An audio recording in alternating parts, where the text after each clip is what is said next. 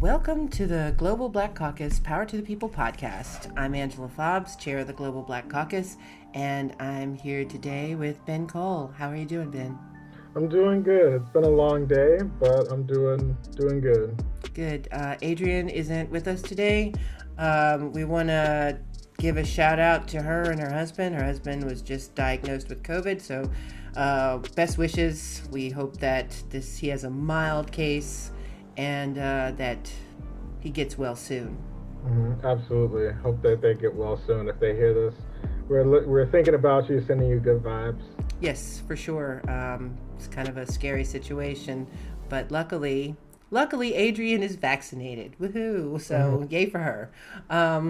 One other thing before we get started, I just want to send our condolences to the family of Alcee Hastings. The He was a representative from Florida. He was 84 and he died this week. He definitely will be missed for sure. Hopefully, he was Florida's first black judge and one of the three Floridians who went to Congress in 1994. So he's definitely a trailblazer, and hopefully we will retain his seat in Right. the upcoming. Hopefully, well, I don't know. You know, Florida's a weird place. Maybe there'll be an election, or maybe they'll appoint someone. Who Right. knows? So let's hope that there's an actual election so that we can retain that seat. Yeah, we'll see. But rest in power, Alcee Hastings. Yes, rest in power. Yeah, a lot of our trailblazers are leaving us. It's just so yeah. Everybody just appreciate all these people while we have them with us for hmm sure. I want to like give a quick reflection on that because I remember when I was younger, being really disappointed when Rosa Parks died. She died, I think, when I was in middle school or like beginning high school. And you hear about these people when in your history books growing up, and especially as a black person, like all these people who were very active in the civil rights movement and who were instrumental to bringing us the rights that we enjoy today. And you know the civil rights movement, not that it ever particularly ended, but the as we think of it in historical terms, was from 1950 something just about to 1965 just about, or about 1968. And so this kind of generation of activists and this generation of heroes are getting to the point where it's unfortunately a lot of them are starting to pass away. And I just want to reflect on that and just kind of, if we have the chance to spend time with them and appreciate them while they're still here, take the time out to do that. And I don't mean just like the big name people. I mean also like people in your family.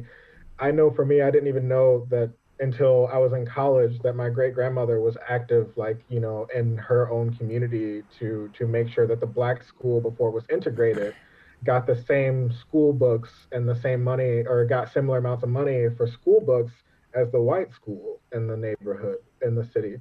And she was recognized about a year before she passed away for that, luckily. And so she did get some recognition for that. But, you know, we should, reflect on that every now and then, that these people, are instrumental to the rights that we have today. And it would be really good if we could recognize them before they pass, and also as this generation is passing, that we take some time to remember them. Yes, for sure. And we should we should remember them, recognize them, but we should also appreciate them because hmm it's something that I noticed with a lot of young people that I've heard people say, well, they didn't do enough.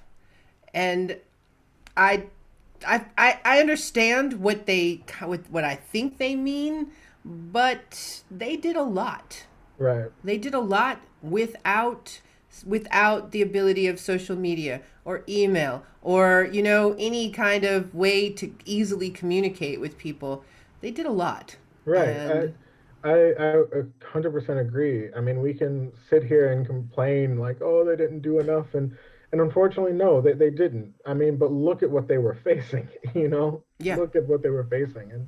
And they did a lot, and it's up to us to take that mantle of progress and move it forward, you know. And Yes. unfortunately, we are probably not going to do enough, you Nope. know. It will be up to our children and those who come after us to do even more, but that's how progress works, you know. Yes, we have to all do something. And I think that's a good segue to us talking about Georgia. Yeah, so let's talk about Georgia. We're going to talk about a few different things. We've been away for a while, so I want to just kind of catch up on some particular issues that have happened over the past week. So we're this will be more like kind of news cycle focused. But in Georgia, a couple weeks ago, we had the passing of SB 202, which is the aptly nicknamed voter suppression law in Georgia. Oh, that's a nickname? I thought that was the real name. No, the real name of the bill is something else, Oh, okay. but it's like it's actually quite different. It's like the 20 it's called the 2021 election integrity. It's like the 2021 election integrity and something something something like voter expansion bill. Oh my It's what it's God. like officially named. And it's so frustrating because like the governor of Georgia and the Georgia Republican Party like kind of have been talking about this bill as if, oh, this is like what we needed to make elections more transparent and more effective and efficient and restore public trust in the Georgia election system. I'm like, you all are the ones who destroyed the public trust in the Georgia election systems. If you all hadn't gone with the lie, the great lie, Yeah. you all had held your guy accountable and be like, hey man, you know what? We like you, but like I'm sorry, we just lost this one. You know what I mean? Yep. Then your voters, your clan, your people, Republicans would not have this like distrust in the election system That is true. now. Did you happen to see that QAnon documentary, Q Into the Storm? It was on HBO or No, I didn't see it. um, wow. I I don't want to. It's a six-part documentary, and Hmm. basically they unmask who Q is, Hmm. and all they talk about all the havoc that these people have wreaked. The Right. QAnon people. It was if you I'll send you a link so you can watch Yeah, send it. me a link to it Cause because I'll probably like have to watch it. Yeah. yeah, it was, but it was related to this Georgia. They talked. I mean, it's like it's a documentary, but it's super current. I mean, it ends in like March. Hmm. Okay, so I mean it was Yeah. yeah, I mean it was like right up to the moment, and the people from 8chan, um yeah, they Hmm. have a lot to do with why this has continued. Okay. But go ahead with with what you were talking about. Yeah, Sorry so to I just interrupt. no, it's okay. But yeah, so Georgia's legislature passed a law, and they passed the law on party lines. I don't think there were any Democrats who voted for it, and the majority Republican Party voted for it. But this bill is widely unpopular in Georgia. 70 like the bill in general is about has about a 75% disapproval rating. About 75% of Georgians disapprove of the bill in its entirety. Wow. And then when you go and you talk to Georgians about specific parts of the bill, I think there is one part where 80% of Georgians are totally against it. You know, the bill is horrible. The what Republicans are basically doing is saying, well, this bill will expand voting rights, or will expand early voting, and it will ensure that there's more time for people to vote, and it will bring integrity to the election system because it puts the legislature in charge of overseeing elections. Can please I cannot be the only one who understands that it's ridiculous to have people who are elected by the election process to oversee the integrity of the election process that is used to elect them. Yeah. That's ridiculous. You don't do that. This is why elections are overseen by a Secretary of State who is granted appointed, but appointed by a sitting governor who is theoretically nonpartisan. Now, of course, all of them have or I guess some secretaries of states are appointed, some are elected, depends. But like, and of course, like the secretary of state can be a member of a specific political party. But the idea is that this person is a special person who has special positions under him who are also appointed. They don't have to worry about being elected. And in that job, all they do is focus on the election system and making sure that elections run. They don't care who wins the elections. They're not supposed to care who comes out on top, blah, blah, blah, blah, blah, whatever. They're just supposed to care, hey, this election ran and how many people voted. Were we able to count all those votes? Were we able to ensure that all those votes were fair and free and blah blah blah? Were we able to make sure that people had adequate access to voting? Blah, blah. That's all they're Yeah. supposed to do. Yeah. The former not former, the current governor of Georgia used to be the Secretary of Secretary of State. State. Yeah, He and was the which Secretary of State in the election that he ran for governor. Normally, when that happens, you're supposed to recuse yourself actually from the electoral, the yeah. normal duties of the Secretary of State. That's kind of the norm in U.S. politics. You're supposed to recuse yourself and you let your deputy secretary run everything. He did not do that. He made a lot of decisions that suppressed the vote that just so happened to give him the governorship over Stacey Abrams in 2016. Or no, in Yeah. 2018, excuse me. 2018. Yeah. That was really sad. You know, I don't, didn't that law also have a provision in it where you can't give people water that are Yep. waiting in line? I Yep. mean, I don't, how is that supposed to improve voter security? It doesn't. It has nothing to do with voter security. It has everything to do with just making voting harder for people to kind of get you. Oh, you've been waiting in line for 3 hours and it's almost 7 p.m. It's 7:58 and you just need to go to the vending machine because there's no one out here to give you water. So you're just going to run to the vending machine real quick. But oh, you got out of line. So, and now Yep. it's 7:50 or now it's 8 p.m., so and the polls are closed. So you can't get back in line. That's Yep. all this is. This is just gotcha BS. And the thing is, I think that frustrates me the most is like if the Republican Party cared about voters, they would the Republican if the Republican Party cared to be a party that cares about American citizens and the American people and voters, they would make it as easy as possible to vote. And their strategy then for winning elections would be creating policies that are popular with people so that they could earn our vote rather than restricting the vote and restricting the electorate and keeping only the people that they want to vote to vote. Well, that hasn't been the Republicans haven't had policies that were popular with people. I don't know, any time in my life. Right, So, right, yeah. So that's not their way to win is to suppress people and to lie. right, absolutely. Yeah. And the thing is, like, I read the law, I read the bill. It's 90 something pages. I think it's like 95 pages, and there were only a couple things that I thought were good, and that was for overseas absentee ballots. So for people like us, UACAVA voters, we instead of getting a like if there's ever a runoff election or in any election, instead of getting a separate ballot for the runoff election, because what they've done is they have shortened the time period between the general election and potential runoff elections. When they it used to be 9 weeks, now it is 4 weeks.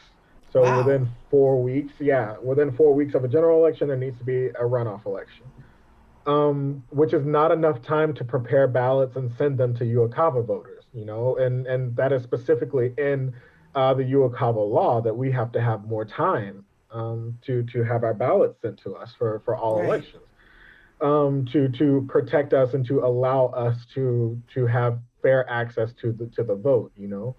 So what they have done is instead of they basically made it so that, well, we're breaking UOCAVA law, federal law, But what we've done is we've said, well, for overseas voters, for foreign vote, or for voters living overseas, instead of getting a separate ballot, what you're going to get is a ranked choice ballot for your general election. So you put your first choice there on the ballot, and then you choose your second choice in case it goes to a runoff. You know, you choose your who you would choose second in case it goes to a runoff. Which I think, in principle, ranked choice ballots are actually really good. They get rid of the need for having runoff elections. They make elections much more efficient because we know that with runoffs, you normally don't get the same voter turnout. They can be more democratic, but the problem is their motivation for putting this in this way was clearly not to make a better election system. It Well, was no. just to skirt around a requirement that the federal government says to protect our right to vote living overseas. You know? But how I don't understand. So in the general election in 2020, Georgia had like 20 candidates in this kind of jungle primary. Right. So, how would having a second vote for ranked choice help in a circumstance like that? I mean, there were so many candidates. Who would have imagined who would have won? You know what I'm saying? So I Like, don't know. Right. It's really difficult because like it's not a true ranked choice system. no. How they've kind of set it up. It's really not a true ranked choice system. I don't know how it'll work because I'm thinking of um, the Senate seat for Raphael Warnock. Right. Um, because there was no primary to kind of close out to choose one Democrat to run for that seat. That's right. So there were, I think, somewhere around six, I think, Democrats, and I'm not even sure how It many of was them. way more than that because there were 20 Okay. people on the ballot. I remember looking, we were doing a show about the election and I was looking at Georgia and I was like, Hmm. I didn't understand at first. I was like, why are there like 1,000 people on, as it were really 20 people on the ballot for that Yeah. election? Right. And so like that would have been really difficult because in theory, for a ranked choice ballot for that position, you would say there would be like specific instructions. Hey, use like write in or bubble in here who your first choice will be. You know, and they would probably have all the names in that section, and then they would have probably another section to say, okay, your second choice, bubble in who. If your first choice doesn't lose or doesn't win or whatever, who is your second best person? That's how you would think of it. And then they would basically count up whoever wins the election. Then they would have to count up, the amount of first choice votes of any person, or of all of the voters, or so which whoever got the most first choice votes would obviously go in directly to the runoff. If there wasn't an obvious person who got 50%, right, an obvious winner, and then they would probably say whoever got like second place or third place, depending on what the percentage breakdown is, depending. Um, like if it's kind of an obvious dead heat, like one person got like 40% and another person got Right. 45%, but no one else got very close, then it would probably obviously it's Right. obviously those two. If it's not an obvious dead heat, then it would probably then go, if it's like three people and they all have 30%, then I don't know how the ranked choice system, at least that Georgia has set up, would handle that necessarily. Yeah. Well, um, I'm sure it's in a manner that will allow the Republican to win. Right. The So, the thing yeah. is like it would be different if it were an honest ranked choice system, but that would take a lot of overhauling of Georgia's election law, and they're not willing to do that. They just put this in so that they could skirt around, the UOCAVA requirements Yeah. for military and overseas voters. Yeah, so that was like the only thing that I'm like, okay, I actually think that this is a good. They set a precedent now because now we have ranked choice voting in Georgia elections, so they can't say, oh, this isn't okay. They set a precedent, and I'm like, no, you said this. I'm like, but they did it in bad faith and with bad implementation. And the other provisions of the bill, like I said, the Republicans have been saying, oh, this expands early voting. It expands early voting in rural counties that didn't have early voting only because they didn't have the capacity for it. It has never been the case that counties and localities were not allowed to have earlier voting, or to create more Right. more Saturdays where they allow early voting. It's just those smaller counties normally don't have the capacity and don't normally have the need. It doesn't expand early voting for bigger counties, like the counties around Atlanta, or that Yeah. make up Atlanta. It does, because they were already maxing out as much as they possibly could, you know? And so I'm like, this is a nod to small rural white communities. It expands early voting for them, sure. Um, it also gets rid of, or heavily restricts the ballot drop boxes, which is so dumb. Like, that is, Why? if it's as if, like, we can't fathom that the election system can have a secure ballot drop box. We still have mail drop boxes that are secure. You have mail drop boxes on almost every corner in Georgia or in the United States or whatever, in any city you go to, and we trust ourselves enough. We put money, we put checks, we put whatever in envelopes, and we trust the mail system enough to just drop a little envelope in there with my check or money order or whatever for whatever thing I need to pay. But for some reason, Georgia Republicans won't trust that we can put our ballots inside of a drop box that is secure and that is only checked at certain times, that is monitored by the localities. They're supposed to monitor them. There are guidelines for how they monitor them. They are locked. You can't tamper with them. Um, So, it, okay. I'm just going to cut to the chase.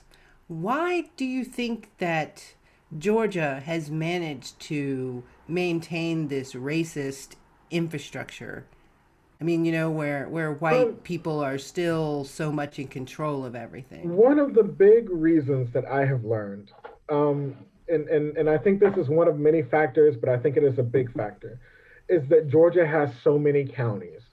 And Georgia has so many counties because they say, like, when Georgia was kind of growing as a state, that there was someone at some point who said, we want to make sure that there's a courthouse a day's mule ride or a day's horse ride to every plantation. Which plantation we know was a white slave owning family that was running, Right. like running slaves, or handling slaves.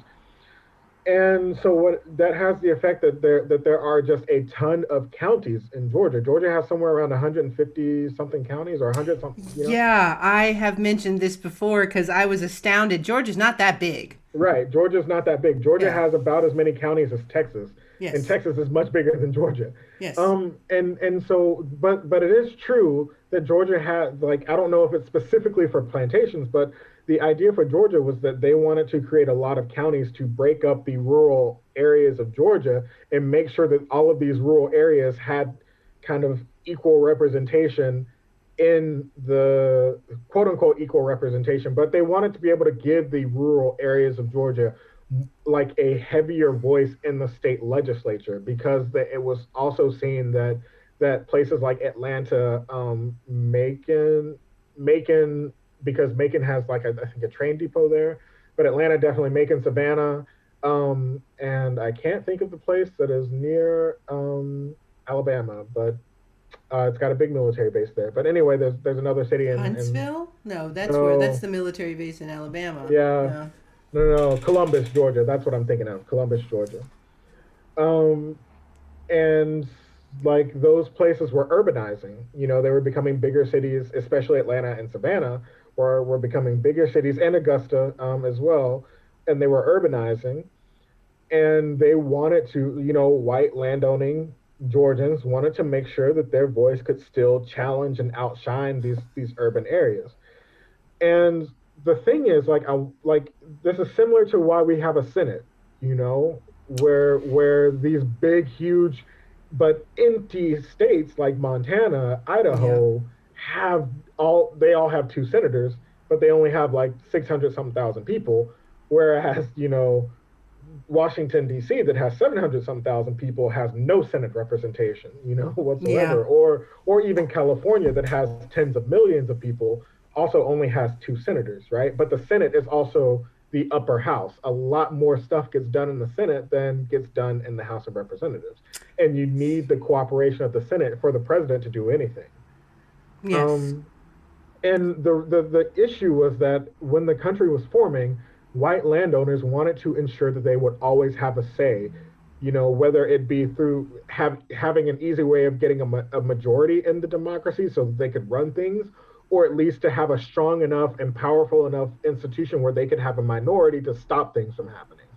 And that's the issue. This is seen in Georgia politics and how Georgia functions, and why Georgia has so many rural counties that have like two people, but they still get equal representation in the state legislature as like Fulton County, that has hundreds of thousands of people. Um, that's purely all it is it is a way of kind of saying, we want to keep our power. So another thing is like they also created this narrative, this like rural versus urban narrative. Like we can't let the big cities enforce just whatever the big cities want, and the rural, rest of the country doesn't get to participate. And it's like, this isn't a competition between land. Yeah. Land does not vote. This is about people. And when, yeah, LA has 5 million people on its own, which is more than the entire population of Alabama, I'm sorry, like LA gets more of a say in what happens in the United States because there's 5 million people there. There's only 4 million people in Alabama, or 3 million people in Alabama. That is fair in a democracy. Democracy should be centered on people, not land. Well, why do you think, and this is, you may not know the answer to this, but why do you think that people in the rural areas have different I mean, their needs are so different, or their ideas are so different. I mean, we all need the same basic Mhm. things, don't we? No, I will say like the needs of living in a rural area, because I've lived kind of in the suburbs and I have family that lives in a rural area. Sometimes those needs are different, and this is why they have representation in Congress, or in our democracy. You do have representation, and of course that needs to be debated. Like when we talk about like big picture things and what we do, we need to talk about how we implement those in rural areas and in urban areas, and in different ways. I think that this kind of narrative, this rural versus urban narrative, I think is more to do why it exists and why people who live in kind of rural places kind of hold on to this more, is more to do with the fact that they have been told that. And I think there's also kind of a culture, kind of living in the country, that you're tough, you're independent, you do for yourself, and everybody learns to do for themselves. And yeah, everybody helps each other out, but there's like a real kind of bootstraps narrative. We hear about this all the time. Whereas the perception is like, oh, those city folk, they can't do for themselves, they can't really do on their own. They can't pull themselves up by the bootstraps. They probably couldn't even find their bootstraps if they put on a pair of boots. So They're not even wearing boots. They're wearing right, sandals or sneakers. right. So, yeah. Which isn't true. I mean, the challenges of city life and urban life are different than the challenges of rural life, but that doesn't mean that one is harder or more difficult than the other. They're just different. Yeah. And of course, those needs are different. But I think that there has always been, because it came from this kind of white supremacist, like kind of origin, that those urban folk, they'll if we let them, they'll take everything away from us. So we got to protect ours, and I think that that's just false. Yeah. Um, Yeah. Yeah, it is. But I mean, I mean, okay, I grew up in Ohio, mhm, not Georgia. But honestly, I mean, growing up in the city in Ohio is not like growing up in New York City or something. mhm, There's just barely a whisper of difference. I mean, in my mind, that, Hmm. like I grew up where like there was a forest at the end of like not at the end of our street, but like it was just like maybe like a mile down the road, and then there was a huge open forest. Yeah. Like so it's not like there was, and I didn't live in the suburbs, I lived in the city. So you can see that there's like that it's not that different, especially Hmm. in some of the midwestern towns. I mean, yeah, maybe in some of the bigger cities it's like a whole difference, but in a lot of cities it's just not. It's different from living in the country, but it's not so wildly different that we have to be restrained if you live in the Yeah. city. Yeah. That's what I think. Yeah. I mean, I think that, yeah, like I said, I think a lot of it is just kind of there when cultures develop, there's definitely like a country or rural culture or like being a country boy or a country girl or whatever that it's really easy to kind of create an outsider as well. When you create an in group and a culture to define that in group, it's also really easy to create an out group, um, and put all of your problems on that out group. This is what I study as someone Mm-hmm. who studies radicalization. That's exactly what happens when people radicalize and they create extremist ideologies. That they have like a perception of an in group, and they put a lot of the problems that they see facing their in group onto some out group, and they say, yeah, because of this out group, we're stuck in this shitty position, and so we have to destroy the out group, and hopefully that's not what like country folk and rural folk think of city folk, but I like hope it's not. but like it's the same dynamic. And I think that that's the thing. It's like we have got to stop seeing ourselves as us versus them, and seeing ourselves as different. But like that difference is just okay, like, yeah, some people are city folks, city slickers, and maybe they can't start a John Deere or like, like roll hay all day, or like whatever, or like maybe they don't know 7 ways to skin a deer, during hunting season. That's okay. You go to you rural folk, you go to New York City, you're not going to know how to ride the subway up, like Yeah, effectively.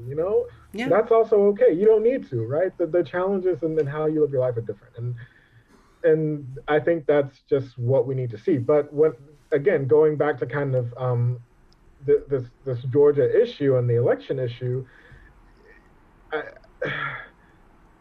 the needs for urban areas when it comes to administering elections are a lot different than the needs for rural areas. And what this package does, what this policy does, or this law does, is it restricts the needs, or it restricts urban areas from actually meeting their needs. And those restrictions don't affect rural areas as much. And rural areas tend to be white. Urban areas in Georgia tend to be black, or predominantly black. Hmm. And that's the problem. And it's not that the Republican leadership, the Republican, politicians who wrote this law don't see that. They see that. They know that. They might not admit to what they're doing. They might not realize that they're doing this out of this like type of racial bias, but they know that they're doing it because, in these areas they have more support, in those areas they have less support. Yeah, what I've never understood is why people living in the countryside don't Mm-hmm. want convenience like high-speed internet or transportation. I don't know if you've taken a look at the new transportation plan for Mm-hmm. high-speed rail in the United States. Like, Mm-hmm. it would be, one of the things about Germany that I think is really nice is that you can live in the country and Mm-hmm. then take a train, like get on a train for like 30 minutes or an hour and go to the city very Right. easily so that you could work there or shop there or do whatever. And in it's like our rural areas in the United States are just kind of cut off. Mm-hmm.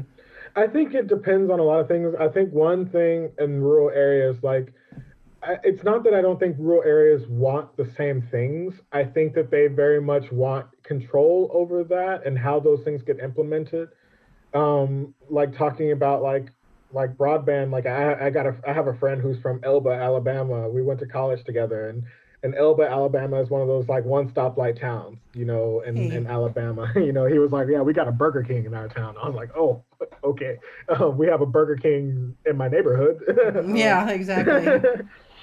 And but he was talking about like when he was growing up, like he loves video gaming, and he hardly had the bandwidth to play video games online. So when we were in Auburn, going to Auburn University together, he was always super happy because we had high speed internet everywhere.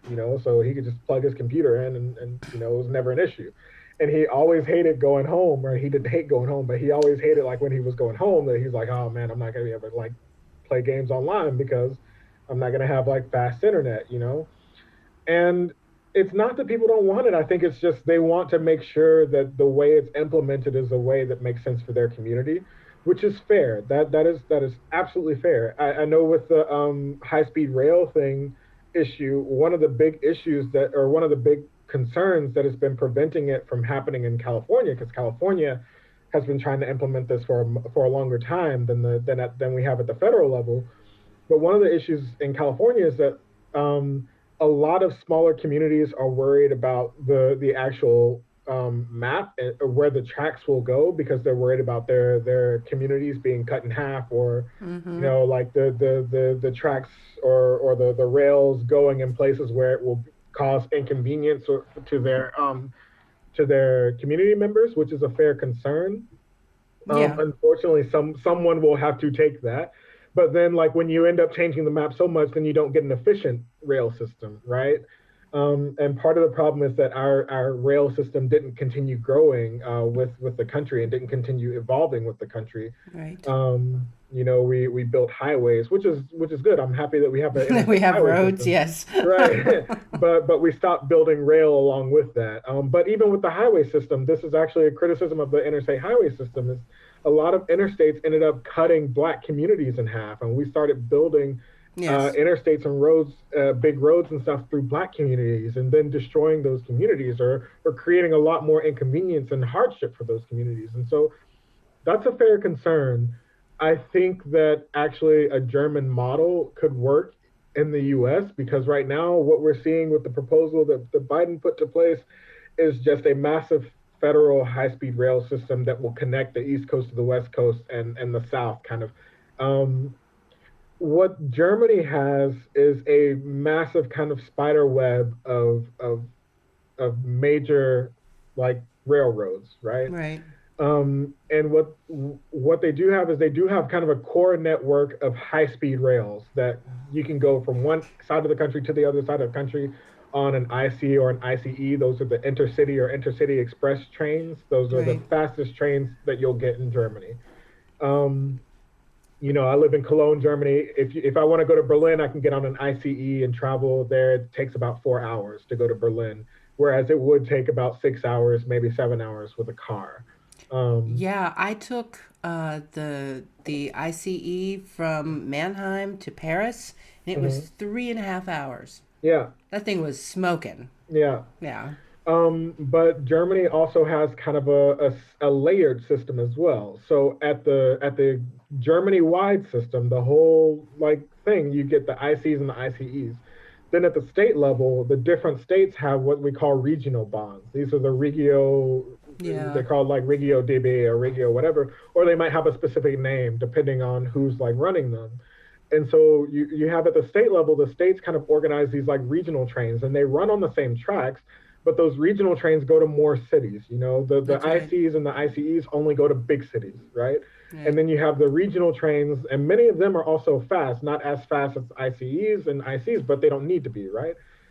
Because they're going shorter distances, and they go to a lot of smaller cities. And then when you get to the local level, you also have like even smaller trains. You normally have like S bonds or regional bonds. Like I think there's in Cologne, like or around Cologne, that we have like I think a train kind of group that includes Cologne, Bonn, and Dusseldorf, and so we have like little regional trains that get us to those three cities, and all of those three cities are about 30 kilometers apart from each other. Like Dusseldorf is about 30 kilometers north of Cologne.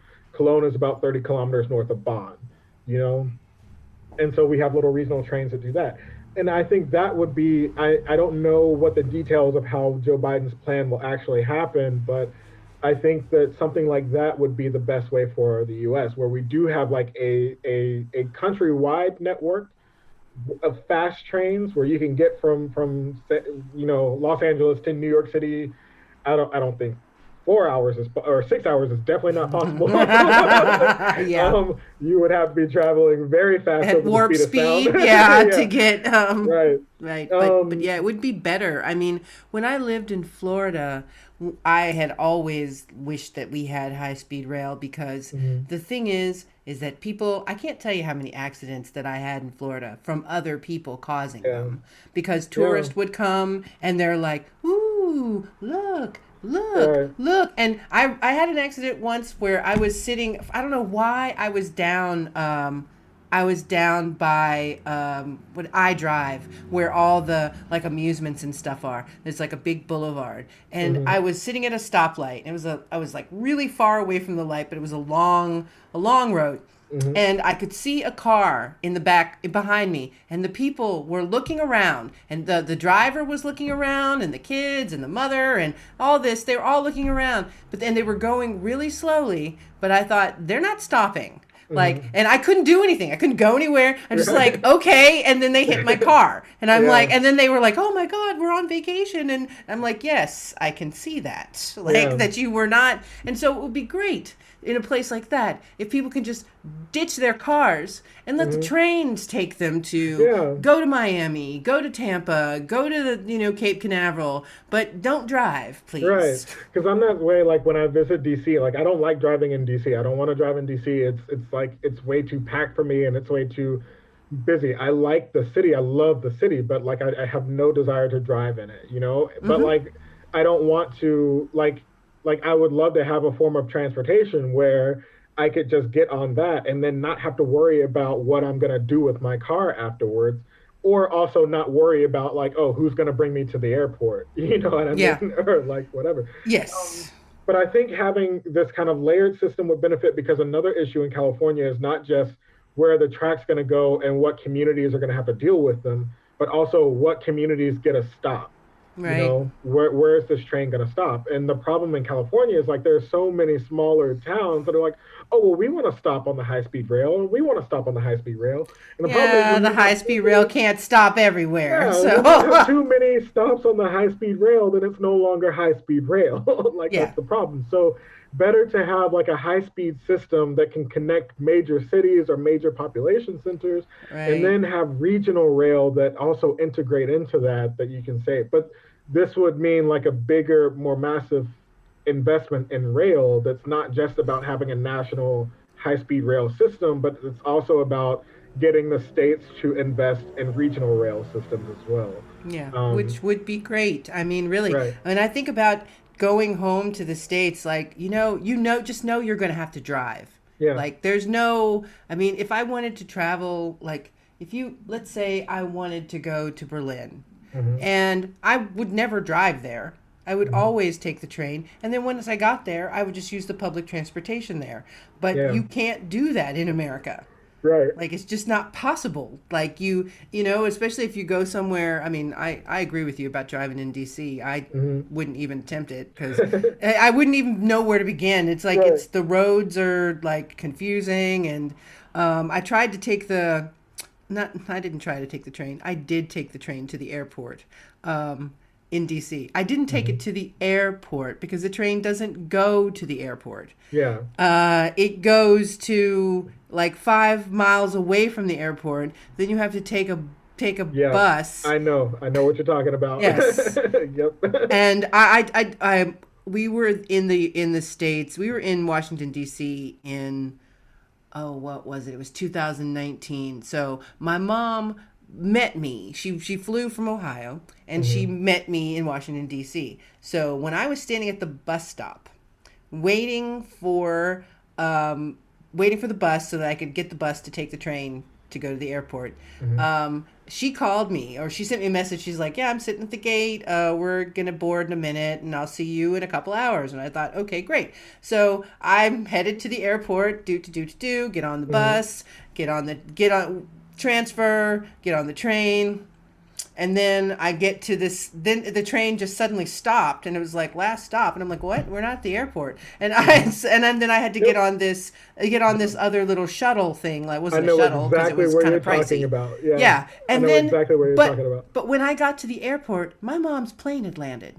Yeah, So she beat me to the airport. yeah, And I wasn't it wasn't like I was like out in the middle staying in the middle of nowhere or something, yeah, like she beat me right, to the airport and I thought, okay, this can't be real. This is our capital, right. you know? Like Right, we but there is an Amtrak like in the middle of DC. There's an Amtrak station there. And I think yeah, this has turned into a conversation about the infrastructure that we need. But yeah, I mean, I think that's also something that would help bring our country together. And I don't mean this to be like super like, oh, like we just need to love each other, blah, blah, blah. But like really, like one of the problems in rural America, because I've lived like right on the cusp of it, and I have family who live in it. Is like when you live in the rural South and you only have one, maybe a state highway, or a county road that goes in and out of your town, you don't really go out of your town that often, nope. and it's becoming better now that we have the internet and we can connect to other people and things through the internet and mass media. But even still, when you do that, you're only getting what the media algorithm is That's showing right. you. You're not getting to actually connect with it in its entirety.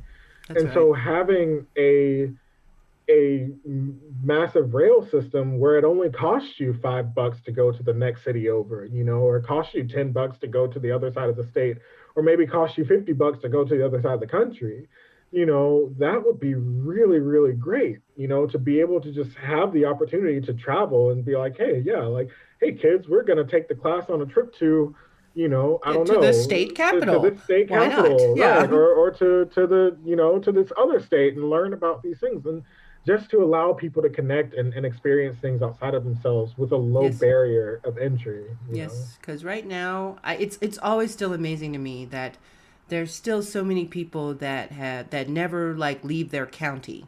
Right, They're just there, and then they don't really get any exposure to anything, and I that's not good for you. right, You need to be able to experience other things. I mean, if you want if we want to have a more open society, then we have to find ways to open our society right, so that the people in it can be a part of it, right. not just sitting at home watching Fox, going, "Oh, those damned city dwellers," or what Hmm. other language they might use. Right, right, right. So, Yeah, so I think that that's like a big thing. But yeah, this all like we got to this point talking about like this kind of rural urban divide, and I think that there are a lot of ways that we can start breaking this down and deconstructing it, and it has real effects on our politics, as we see where we see in Georgia that the Georgia legislature is putting heavy restrictions on things that benefit the urban areas, and while also doing a lot of things specifically to benefit the rural areas. And the problem is that we can't continue treating one side better and treating the other side like worse because the other side doesn't support us, that's right. I and Yeah, I'm Georgia is an interesting case, and I don't know. Mhm. I think I really, you know, it's not just like sore losers, like because I mean in a way that's what this is. This is a sour Right, grapes bill. right. Like, oh, we didn't win the election, but it's way deeper than that. It's like you're entitled to these to have a place in Congress. You're Mhm. entitled to control the government. I think that's also a big thing too, because I think Georgia, at least the Georgia legislature, thought, Donald Trump is the winner. Like the Republican Party wins Georgia. Like, Democrats don't win Georgia. The Republicans win Georgia. I'm like, well, no, the last time Democrats won Georgia was in the 1990s. I was alive. I Yeah, wasn't. talking, but I was alive. Like, Yeah, it it's wasn't. It's not possible. that far fetched, you Right. know. You all don't own the votes in this state. And but that's the problem. They do see it as that. They see it as like we own this state, and this reaction, like mind you, in case you don't know, the Georgia this Georgia law changes the election system that Georgia Republicans just put in place to make it even harder to vote in 2018, I believe it was. Yeah, that's true. It's so funny. It's like they put a giant barrier to voting Right. in place, and for whatever reason, it didn't work. It didn't work because what happened is groups in Georgia were like, we cannot tolerate this. What we will do is we see the framework that they put out now. We see what they did, and we are going to work within that, and we are just going to turn out voters. We are going to get people registered. We are going to get people to turn out. We are going to give them rides to the polls. We're going to make sure that they have the IDs that they need. We're going to make sure that we do all of these things even if we don't agree with it. And that's what I have so much respect for Stacey Abrams for, because she was like, I don't agree that any of this should be happening. But you know what? Right now, it's the law of Georgia. So we're going to work with it, and we are going to work within it, and we are going to turn out voters. And that's what she did. And that is what got the election for us. That is what won this election for the Democrats. And the thing is, like, Republicans are just moving the goalposts. They're like, oh, our plan didn't work, so we got to move the goalposts even further away. No, you lost. You lost fair and square. Yeah, I'm not well, sorry about it. You lost fair and square. Come back next time when you have better ideas. You want to win voters. You want to win votes. Make a better make lives better for Georgians and make a better promise to Georgians than what the Democrats have to offer.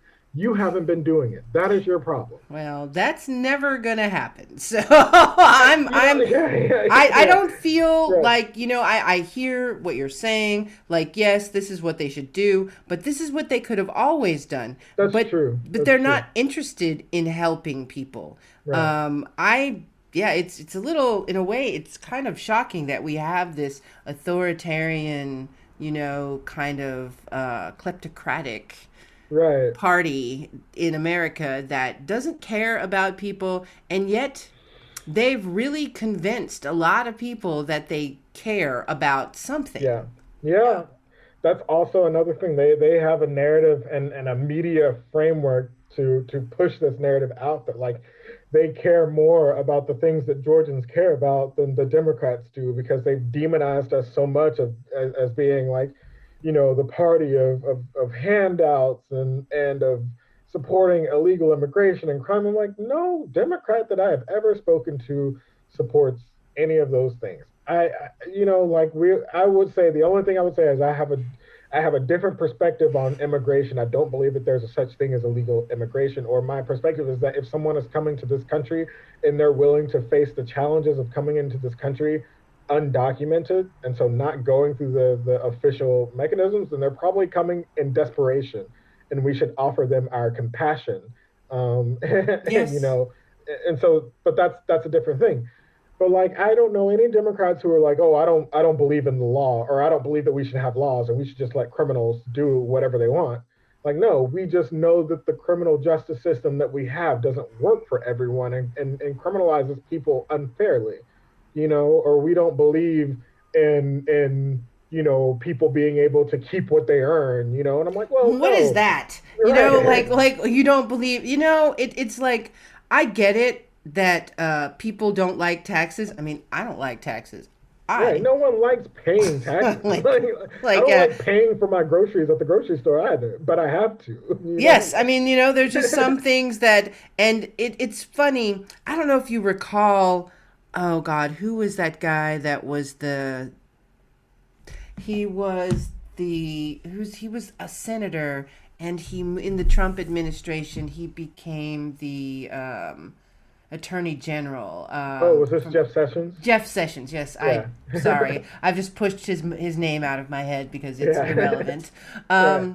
But I remember there was a point when they were talking, when Trump first did this stuff about immigration, that he came out with a Bible quote about how Christians should obey the laws that are in place and something like this. Right. And I'm There's a just like, famous one that's like, give unto Caesar what Caesar is due.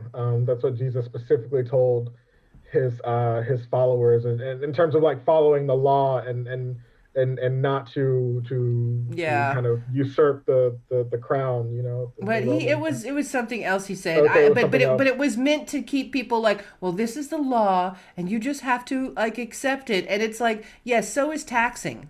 Right, Taxation is the law also. There's right. a lot of laws. Like you can't Well, just, I just absolutely like love how they talk about, well, the law is the law and this is the law and you got to follow the law on things that they hate. But then when it comes to things, or things that they don't want to tolerate, but then when it comes to things that they like or that they want to change, like, well, this law is unjust, or this law, I don't mm-hmm. know if I should do, like, abortion. 100%, they're like, oh, well, that's just not right. We shouldn't be allowing people to do that, and the and I'm like, well, it is the law, and the law Yeah. is the law. And they're like, well, the law needs to change. And I'm like, okay, but let's talk about immigration. Well, the law is the law, though. People can come into this country. Yes. you know and, Yes. and, The and law the is the law until you don't like it. Right. And the point to make with that, if there are any Republicans listening, it's that, like, the perspective that I feel that we have as Democrats is that we should be critical of the law. Yes, we need laws. Yes, we need a system of law and order. Yes, we need a system of justice. But we should always be critical and fit in asking ourselves, who does it benefit and who does it harm? That's right. And being willing to change those laws when it causes unnecessary harm, or being willing to add laws and stuff like that when we see that there are people getting away with things that are unfair in the society, right?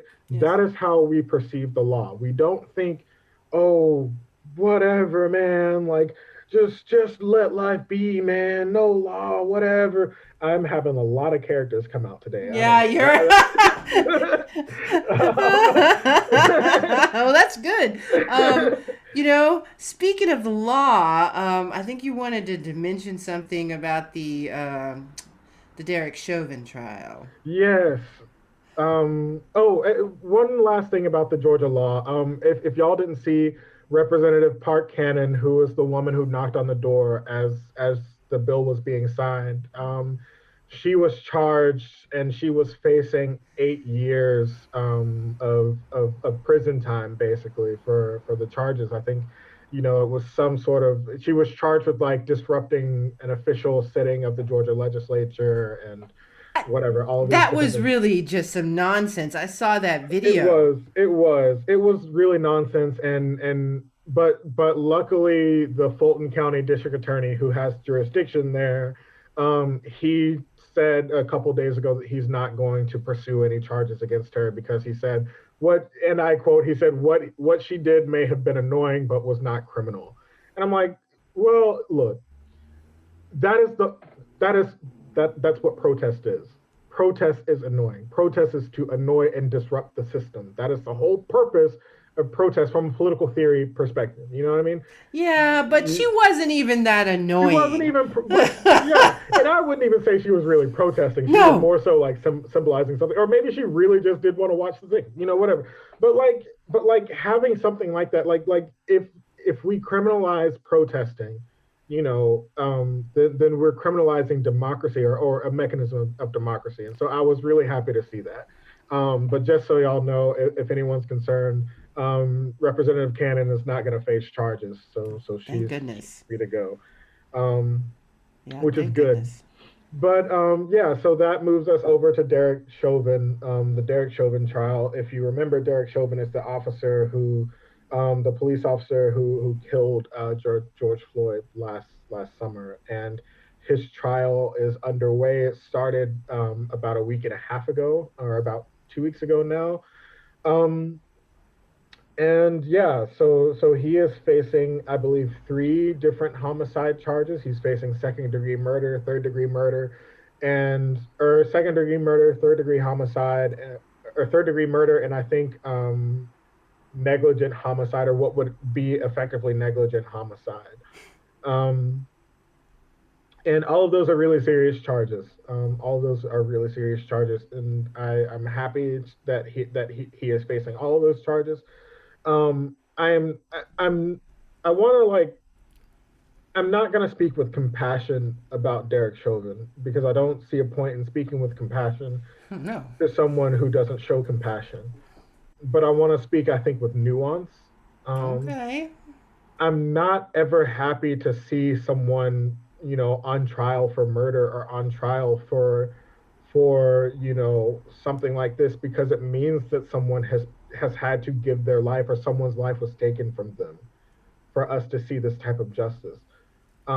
But I am hoping that out of this tragic situation where George Floyd's life was taken from him, that we can finally find a sliver of justice for all of the unarmed Black people whose lives have been taken away from them by police, and that this will finally be a moment where a jury of public people will say, you know what, the badge doesn't protect you if you do this kind of thing, because that's what has happened in the past. That every time that we have tried to bring charges or every time that we have brought an uproar, that people have said, you know what, the badge protects you because yeah, they shouldn't have killed. It's a tragedy that the person died, but this person was acting in their capacity as a police officer, and that protects them from any criminal liability.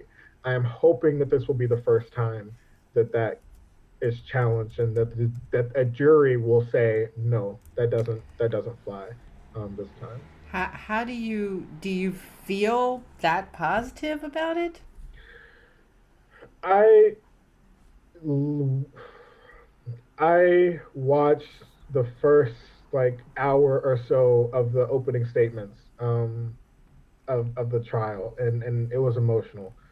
And they played the full 9 minute. We say 8 minutes and I think 7 seconds, or 8 minutes and something seconds was the amount of time that he had on his knee on his Yeah. neck. But the full video is about 9 minutes and 30 something seconds because it continues on when the paramedics get there and he finally gets up, right? And so I watched that whole entire video, and it is clear that from when George Floyd was still talking, from when he was asking and begging for to be let up, it was very clear that everything that this officer did was unnecessary. I'm not a police officer. I've worked in a police department. I've had an internship in a police department when I was in my master's, and it's having someone on their stomach is not very normal in policing when you have already put handcuffs on them, Yep. because you can like they something can happen, and like they can throw up, or like they can start hyperventilating, and you don't normally keep someone on their stomach prone once you have put handcuffs on them and have gotten control of them. You normally sit them up right away, or you normally turn them to their side, or something like that, so that they can breathe, or if anything happens medically, that they have their airway is not blocked. It was very clear that Derek Chauvin not just kept George Floyd on his stomach, but kept his pressure on his airway, while Mm-hmm. during this 8 minutes.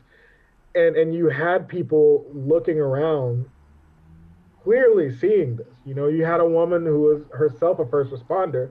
She was a paramedic for a fire department, not in the same jurisdiction, but she was, like in the neighborhood, and she was even asking the police to check his pulse. She was like, "You should be trained. Check his pulse. Check his pulse. Check his pulse. I'm a first responder. He does not look good. Check his pulse." And you can hear her yelling for the police to check his pulse.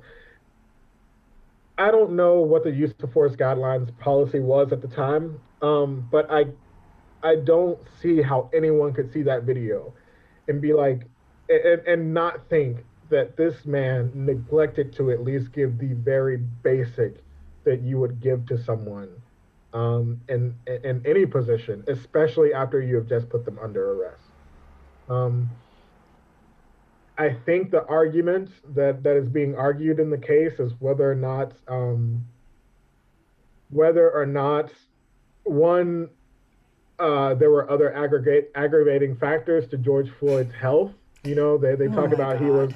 he was an opiate addict and whatever.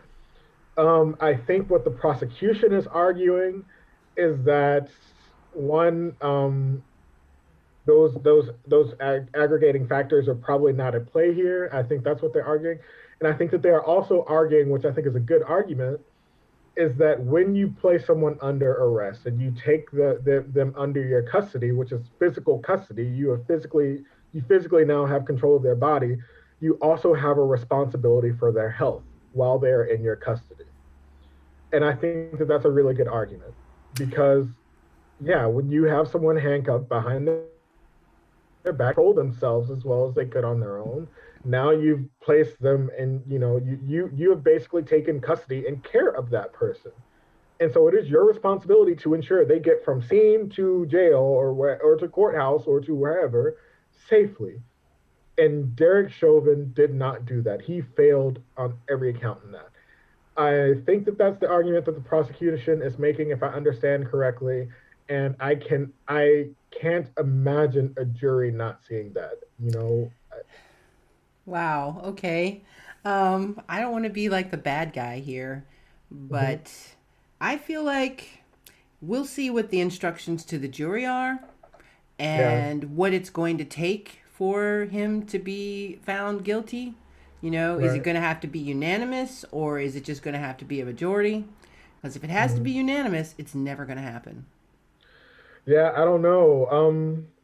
I don't know if it has to be a unanimous decision to find them. I think it will have to be a unanimous decision to find them guilty. I'm not exactly sure. Um, I think the instructions will be different for each charge, and that's also why I'm kind of happy because at first the defense tried to get the third degree, the negligent homicide charge thrown out, but the judge allowed it, um, which I was happy about because I was like, because the negligent homicide charge, the prosecutor is saying um, that Derek Chauvin, being a police officer, acted negligent. Yeah, basically acted negligently by keeping Mr. Floyd on his stomach and by keeping pressure on his neck, even when first responders and witnesses at the scene were concerned and expressed concern. And even when George Floyd's own breathing and his speaking became stressed, obviously stressed, and you can see and hear that in the video. Um, and there was also testimony from a first responder, not a first responder, but a what do we call it? The call center where the 911 calls. Oh, the 911 operator, yeah. Right. There was also a 911 operator who called the police on the police because she was actually able to tap into a street cam and view the situation. And she even saw what was going on from the other side of the street Oh from the man. street cam. And she was concerned. She was because she was on the phone. I think she was on the phone with one of the people who had called the police, and she was the operator of that phone call. And I think that she was like able to tap into the street cam to see what was going on, and she called for a supervisor to come and like try and de-escalate the situation because even she said what she saw was disturbing and not the norm. Um, Well, it is also the case in the video. Um, you hear Derek Chauvin yelling at George Floyd at different points, where he's like telling him to relax, to not tense, to stop tensing his body, to relax. And he's telling him the more you fight it, the more you tense up, the more I'm gonna sit here. And this is all happening after George Floyd is already in handcuffs, after he has been subdued and in handcuffs. That seems punitive. You don't. yeah, it's unnecessary. I mean, the whole It is thing was right, completely unnecessary. The whole thing from start to finish, from when the guy in the store said that he thought the bill was counterfeit. How do you know what a counterfeit bill looks like? right, Why did you take it? right. Or I'm like, If you dude, thought it was counterfeit, I mean, really, I'm yeah, disgusted by the whole thing. I'm like, if you thought it was counterfeit, like I've worked in retail before. I've worked in different restaurants and stuff, and I've worked, at the counter at a McDonald's, and I've had people slip me stuff that was counterfeit. And when I thought it was counterfeit, I mark it with the little thing, and if it comes back and Mm-hmm. it's not counterfeit, or if it is counterfeit, I'm like, nah, fam, I can't take it.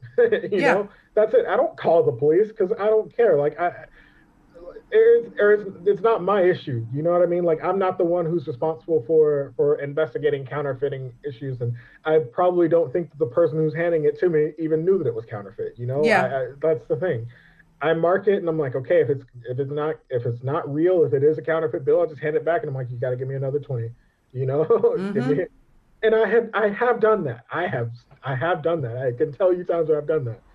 Um, yeah, and I just I'm Yeah. not saying that I'm confident in this situation because the history of this has been what it has.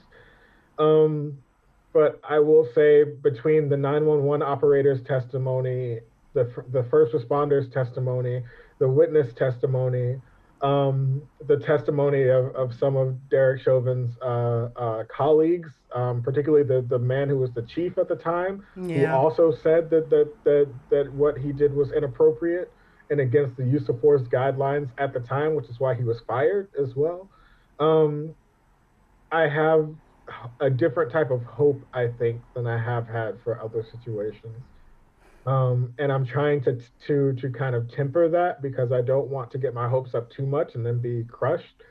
Um, but it seems different this time, but it very well might not be. This is what everyone keeps telling me because I'm not watching it. I'm not even Mhm. following it in the news. I'm not really even, and maybe I should be more optimistic, but I feel like if you think about all the people who have been killed by police Mhm. in the past, let's say, let's say the past 10 years. We're not even going to say forever. Mhm. Just the past 10 years. It's all lot always been recorded.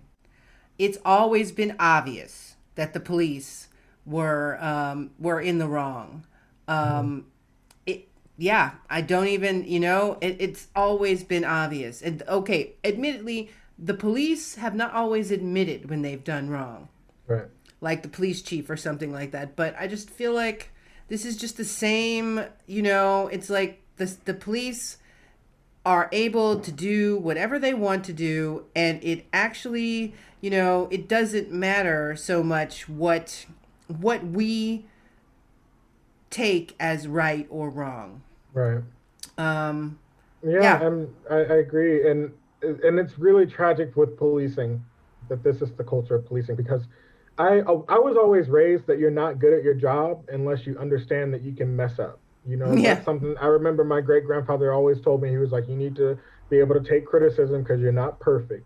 You need to be able to take it when somebody says that you did something wrong and you need to be willing to fix it and stuff. That was something I was always raised with. Yeah. And this culture in policing that police can do no wrong, or that if police do something wrong, then it's justified because they're police. Yes.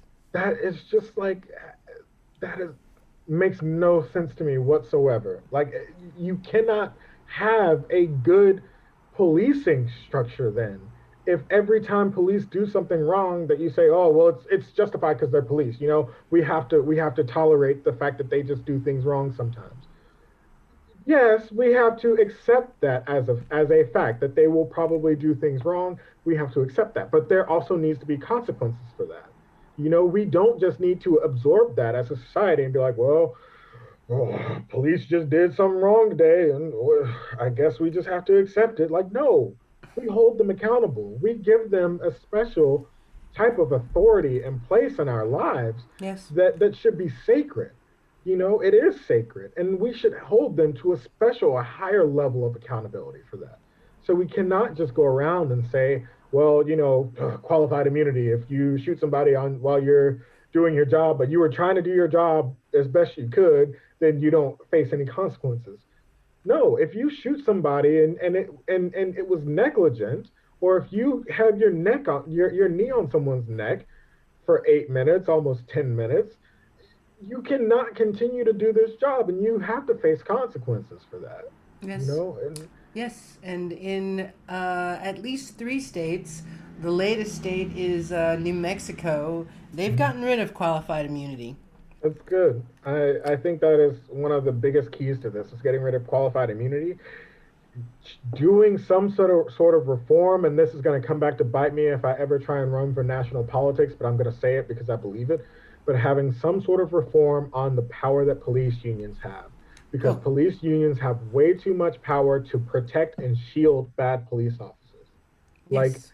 I'm not saying that police shouldn't have unions. I'm a pro union person. I think every worker should have unions. But your union should not be here to protect you when you actually do something wrong. Your union should be here to protect you and advocate for you against the institution so that they can make sure that your rights are being heard and that you're being compensated and treated well.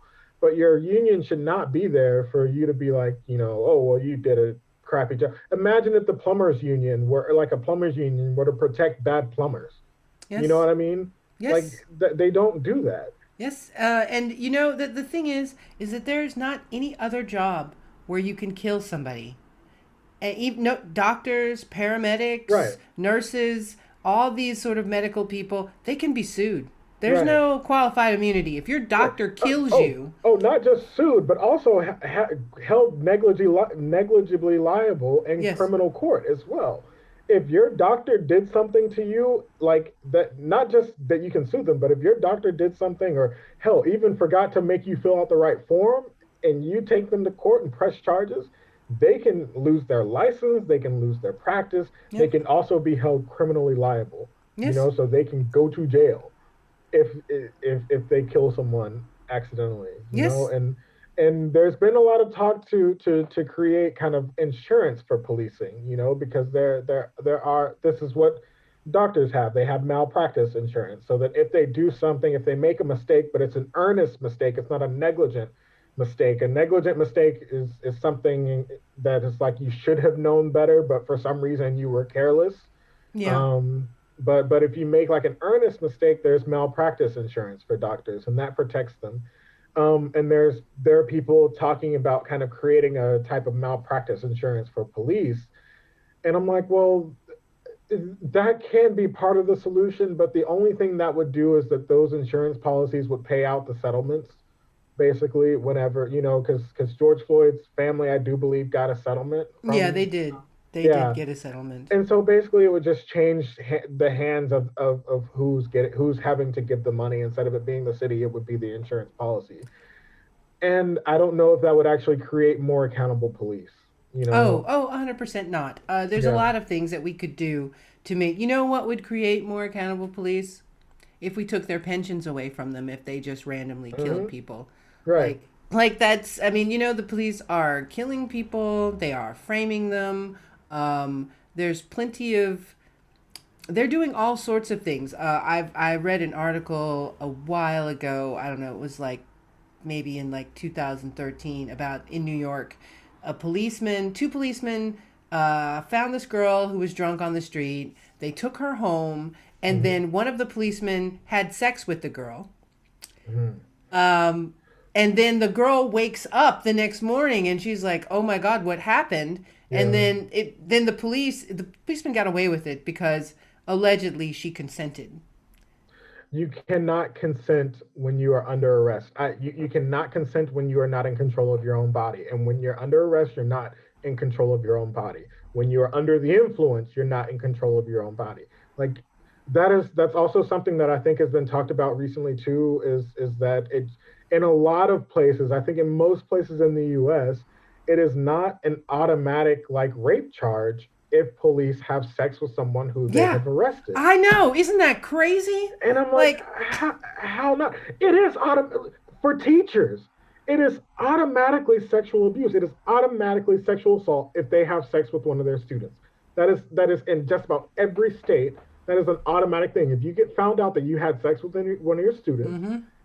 even if they are over age, because this is something that actually happened in my county. um, Wow. yeah, because there was a kid who had failed so many times that he was already 18 basically and trying to finish high school. Um, and one of his teachers, he had a sexual relationship with one of his teachers, and guess what? That was still a statutory rape charge for Yes. that teacher Yeah, ain't because nobody paying you to have sex with students. I mean, right, that's, right, that's not your because job. right, because the law said, well, she is his teacher. She's in this position of authority. It doesn't matter how old he is necessarily, but she is in a position of authority. Mm-hmm. That is inherently statutory rape. He does Yep. not have the ability to consent on an equal basis, basically, as Okay. she can because of this power dynamic. How that is not already the case for police, I have no idea. Like, oh my God. And police have more authority than teachers do. Right. And mind you, like this is a podcast for Black people. Black women and Black queer people, like particularly Black trans women, are targeted the most for sexual harassment and sexual assault by police officers. Mm-hmm. We talk about, the biggest talk when it comes to Black people in policing, we talk about police brutality. We normally talk about the beatings and the killings of Black men in police by police, but we don't talk enough about Black women being sexually assaulted by police officers, and that happens so much, like so much. Black women, Black trans people, and Black queer people, because they are even more marginalized, and the police know that they won't speak up, or police assume that they won't speak up. We have, like, yeah, that has to be a big part of our reforms. When you're a police officer and you touch someone sexually while you're a police, it doesn't matter if you thought that person was consenting or not. Because of your role, that is rape. That is assault by Yeah. statute. Yeah. Yeah. This is so. Yeah. I mean, there's so many things about the police that need to change. I am personally for abolition of the Mm-hmm. police. I know that a lot of people don't agree with me, and I can accept that.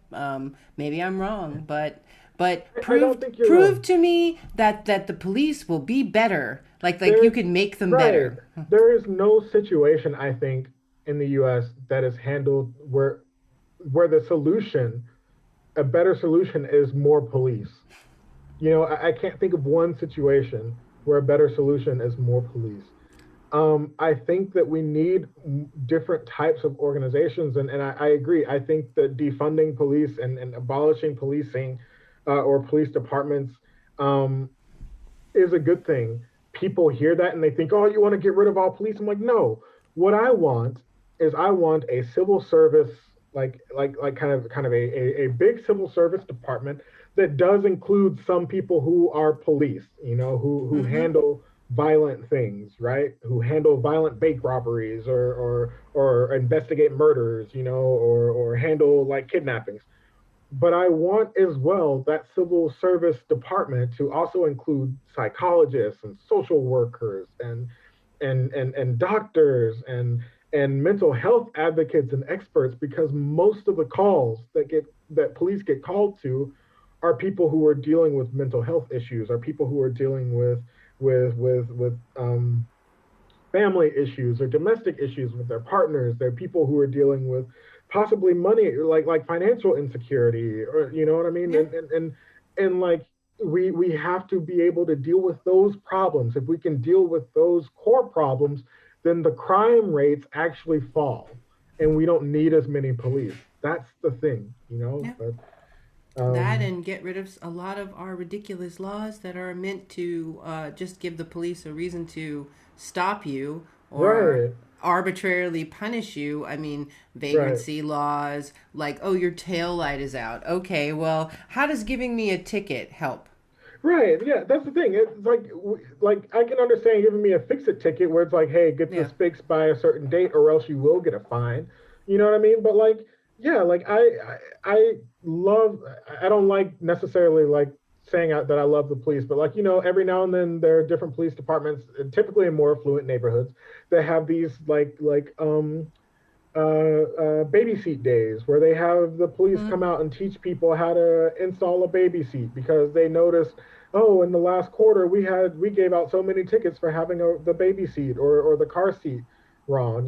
So they'll have these days where they have parents come out for free and teach them, give a workshop on how to do baby, like how to put the car seat in correctly, the baby seat, whatever you want to call it. And then I've even seen where like, oh yeah, they'll also like buy a certain amount so that everybody can take one home in case they didn't. And I'm like, we need to be do that Yes. more, Yes.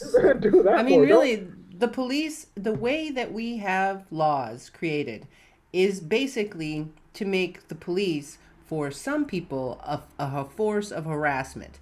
right, And by some people, I don't just mean for black people, I mean for any person they don't like. right, any person they don't like, they can pull out all these laws and just be Hmm. like, "Oh, you're a vagrant. You don't, you're standing. You're not. What is that when you're? It's not vagrancy. What is it when you're just hanging Loitering. around loitering? You're Yeah, loitering. Yeah. loitering. You've got this wrong with your car or that.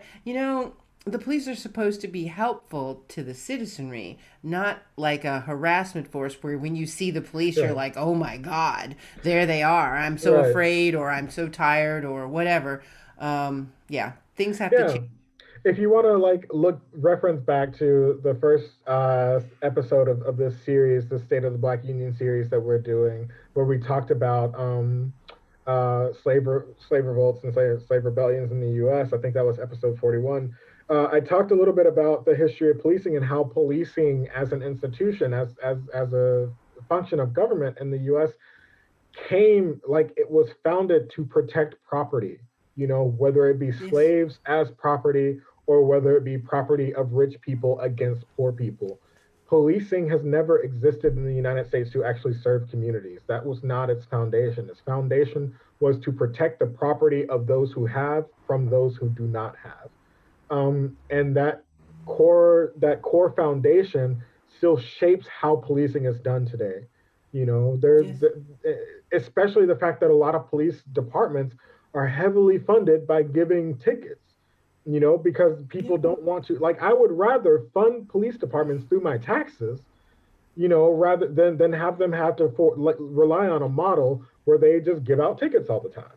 you yes, know yes, or that's that they true. or that they seize assets. Civil asset Oh, forfeiture yeah, is a that's another. huge thing for police officers and disproportionately affects Black people.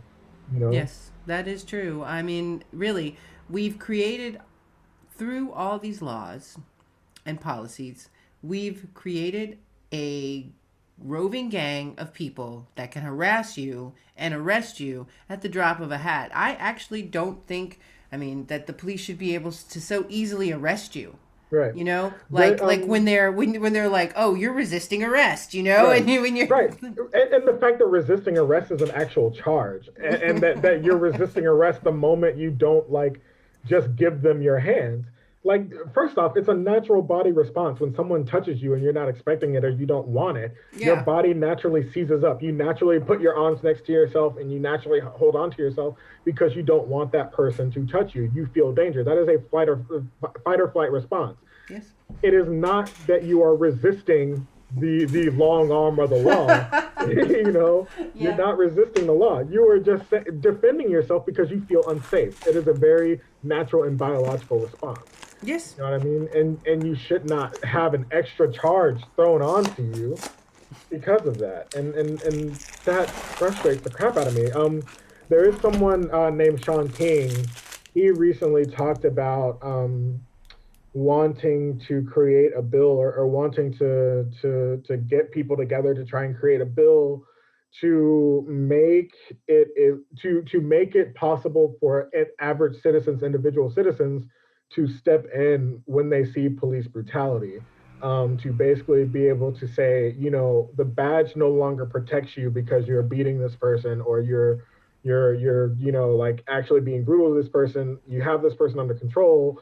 I don't know if that will go anywhere. I would love to see something like that be proposed in Congress. Yeah, me too. Um, because I would agree. Like, I was watching the video, and one of the things I was thinking is like, why is no one rushing? Why is no one stepping in? And I'm not saying that there weren't people who were trying to help. They were. I understand that the witnesses, they were also afraid for their own safety, which is fair, because the Derek Chauvin and the other officer, I can't remember the other officer's name, they all had their hand on their pepper spray to Oh try my and keep God. the other people Yes. back. Yes, because you Um, wouldn't want anyone to help anyone when right. you're trying to kill them. What happened to the other officers? Are they The, still on the the force? the other no, there were two other officers who were there. They all got fired. One of them is also facing charges, not, I think, as basically an accomplice to the murder, or an accessory to the murder. And I think, and the other one is facing kind of like negligence, like criminal negligence or something charges. But they've all been fired and they are all facing some level of charges. It's just Well, Derek that's good. Chauvin. who is the one who's facing the murder, the The homicide killer. charge. Yeah. Yes. But I'm like, I kept thinking when I was watching this video, I'm like, I don't want to say that I am like some heroic person, but I do know for myself that it is really hard for me to see someone being brutalized and not physically step in. Yes. There was a situation a couple years ago during the summertime where I was walking on the street with a friend of mine, or on the river, with a friend of mine, and I heard some people yelling at someone, and it was this like group of people who seemed homeless. Um, and it was like these two white people, white German people. They were a couple. Were like beating up on this like brown man. He What? looked like he was Pakistani or like Central Asian, like either Pakistani or Indian, somewhere in that region. But they were like beating, like they had already pushed him to the ground and were just like kicking at him and kicking at him and like throwing punches at him. Okay, that's and horrifying. and yeah, it was absolutely horrifying. And like, I don't know what happened. Like, I heard the woman yell like that like like that he shouldn't have touched her or something like that. What it seemed like happened, because I had seen this guy walking around and he wasn't like touching anyone. He was like asking for cans and bottles. What it seemed like happened is that he may have brushed past her or something like that, or like not, like maybe accidentally bumped into her, and she took offense to that, and he didn't speak much German and didn't know what to do or say, and just Hmm. kind of walked away. And then they got mad and escalated and like got violent. But like, so this was happening behind me, and I turn around and I see this happening, and there were other people closer to the situation, and other people who were like big, kind of muscular guys. I'm not super muscular, but I'm a bigger guy. I'm built like a linebacker. Um, who were like just as big as me, who could have stepped in, and no one was stepping in. And I was like instantly like, why is no one stepping in? And so I ran over to this guy and I put myself in between this guy and this couple, because I was like, you're not gonna hit him. And I turned to them and I said, stop, it's over, it's done. Stop, it's over, it's done. Mm-hmm. And I was like, stop, stop, stop. It's vorbei, it's vorbei, stop. Um, and I was like like not yelling, but I was like, you're like, at this point, like, this person isn't in my custody, but I'm like, this person is in my care now. You've done whatever you want to him. It was not okay. You shouldn't have done it, but you don't have the right to touch this person, and I'm in between you now. This person is in my care now. Like, period. Wow. And I had like a little first aid kit, and I, cleaned him up and tried to give him, some water so that he could, have Yeah. something to drink. And of course, like the couple then turned their anger on me, because like the woman was mad that I touched her because I didn't push Oh, her. Jesus Yeah, Christ. I What? didn't. Oh my Right. God. I didn't push her, but I put my arm on her shoulder and to push her back to get an arm's length distance from her, because she was not going to let up. And then the guy was like yelling threats at me, and he was basically like, "Yeah, you want the same thing. You want it too. Don't put Oh your my hands on my God. woman." And I was like, "Look, I don't care what you do to me. I don't care. You're not going to continue brutalizing this man. I don't It's know what he did to you, but like, no. And I will put my body in between you so that you can no longer do this." Um, Did anyone help you? no, like, no. A few people offered to call the police at that point, and I was like, please don't. Like, I said, call the police on them, call an ambulance for him, Mm-hmm. because he was already bleeding. And the whole situation went down, and I remember afterwards, like, walking away, and there was a guy who was sitting on the bench. Like I said, he was one of the guys who was closer to the situation, just kind of watching it unfold. And he was like, "Hey, it's really cool that you did that. Like, not many people would stop and like put themselves at risk like that." And I'm Not like, even me. and I was like, excuse my language. I'm like, fucking clearly, obviously. And I even told him, I was like, yeah, that's one thing that, like, I'm really mad about, that there are so many people here and no one did anything until I stepped in. And he was like, yeah, I think everyone was just afraid. I'm like, I was afraid too. They Yeah. were threatening me. I don't know what they're going to do. I don't know if they're around the corner and they're going to, because the police didn't arrest them. They Mm. cited them, but they didn't arrest them. And I'm like, I don't know if they're around the corner. Of course, I'm afraid, but I see someone being harmed. I'm not gonna not do anything, And Yeah. I I do just, know. I that was what I thought when I was watching the video, and I'm not saying that to judge or to criticize the witnesses who are around. I know that they felt for their safety. but I think at some point you have to say like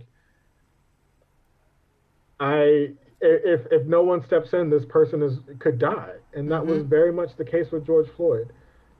I couldn't help imagining that if someone had stepped in, yeah, that person probably would have been charged with a criminal charge for Yeah, but assaulting a police officer, but maybe George Floyd would still be alive. yeah, I don't know. that is true. And from everything that I keep reading or seeing about people who've testified about him, that he was a really great guy, Yeah, like a really nice, helpful, friendly guy, you know? right.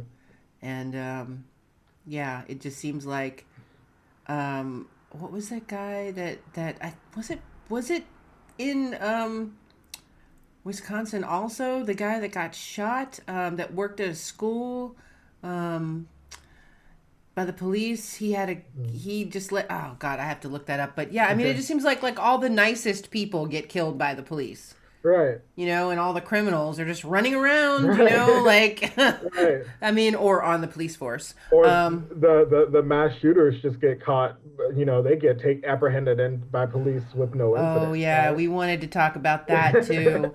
Oh my God, I we had a Democrats Abroad, the Asian American Pacific Islander caucus Right. had a vigil that I spoke at, and I tried to like hold it together because I'm just like I'm somewhere between super angry and totally sad and upset, you know, like Right. it's like all these negative emotions, and it just drives me crazy when I think about how this was reported. And Hmm. first, like massage parlors, like they Hmm. were day spas. You Right. know, there's a big difference between. I mean, I don't know what a massage parlor is, but I mean, from what I understand, a massage parlor is where you go and get a happy ending.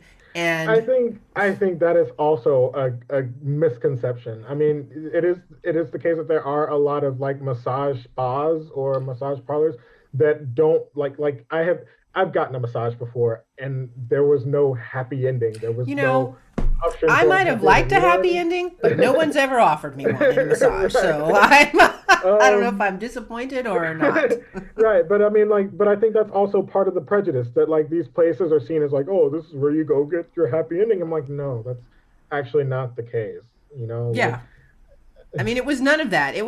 right, It was just some psycho who was having. I mean, you know, the whole idea. I don't know if you were going to talk about the whole incel thing. yeah, I, you know, I don't even that in to me the whole idea of incels is really deeply rooted in misogyny. oh yeah, yeah, Yeah. it very much is. It's this idea that men are owed access to women's bodies, and when they don't get it, then it's unfair to them, because they're so nice, they're so whatever, they do all the right things, they press all the right button, and they don't understand that women are not vending machines that you just stick a dollar Just in. give a quarter to. Oh, Right, but you know what's really funny is that they don't want prostitutes, people that would just let you give them right, some cash and right. then do whatever weird thing you wanted. Right, but that is exactly what the guy who committed the shooting in Atlanta at the spas, at the day spas. That's exactly what he said. He said that these women, these places were such a huge temptation for him, and they caused all these horrible thoughts for him and he's trying to be like this pure whatever blah blah blah, and so he felt that he had nothing else to do but to go shoot these places up. I'm like, so That. because you're just a horny asshole Mm-hmm. Yeah. and you can't keep your own thoughts, like you have no control of your own thoughts or whatever, these people who you don't have any connection to, who don't know you at all, had to pay for that. Yeah. And that's just, you know, Right, it's a sickness. And then when that policeman, the police chief, was like, he had a bad day, it was like not as bad as the people he killed. right, Like right. not And anywhere close to as bad. I have had horrible days, and never once have I gone on a shooting spree to kill, 10 people. Never once have I even considered going on a shooting spree because I had a bad day. Because typically when I have a bad day, I don't think that it's someone else's job or it's worth someone else's life to pay for my emotions. Yeah. You know, like, Yeah, I do know. That's crazy. I just the whole situation. I mean, where he just went. I mean, and he went to what did he go to? Three different he went places. to three different places. Yeah, and it's like your level of temptation is too high. Maybe just masturbate or something like. Right, But you know, a lot of them don't want to do that either. right. That's So they also just seen as like not alpha or not like dominant. You know, it's yeah, they just want to be an explosive combination of feelings and desires mhm. that and then he bought a gun that same day. Yeah.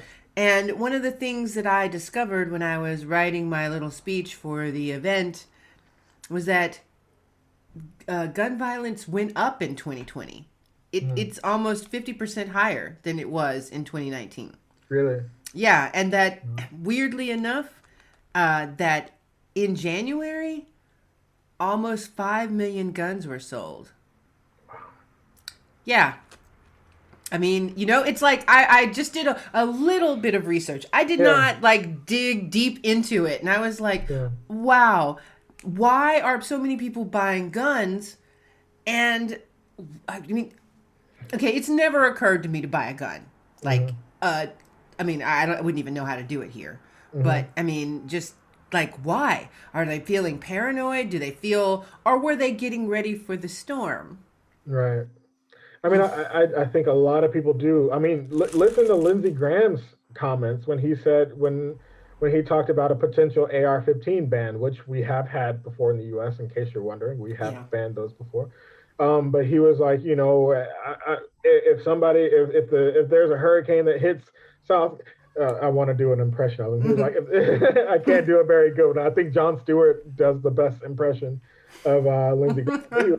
He was like, "Oh, if there's a hurricane that hits South Carolina, well, the looters will be it'll be my house will be the last one that they'll come to and get anything from because we got guns and blah blah blah blah blah. Oh my When the God. government can't protect me." And I'm like, what?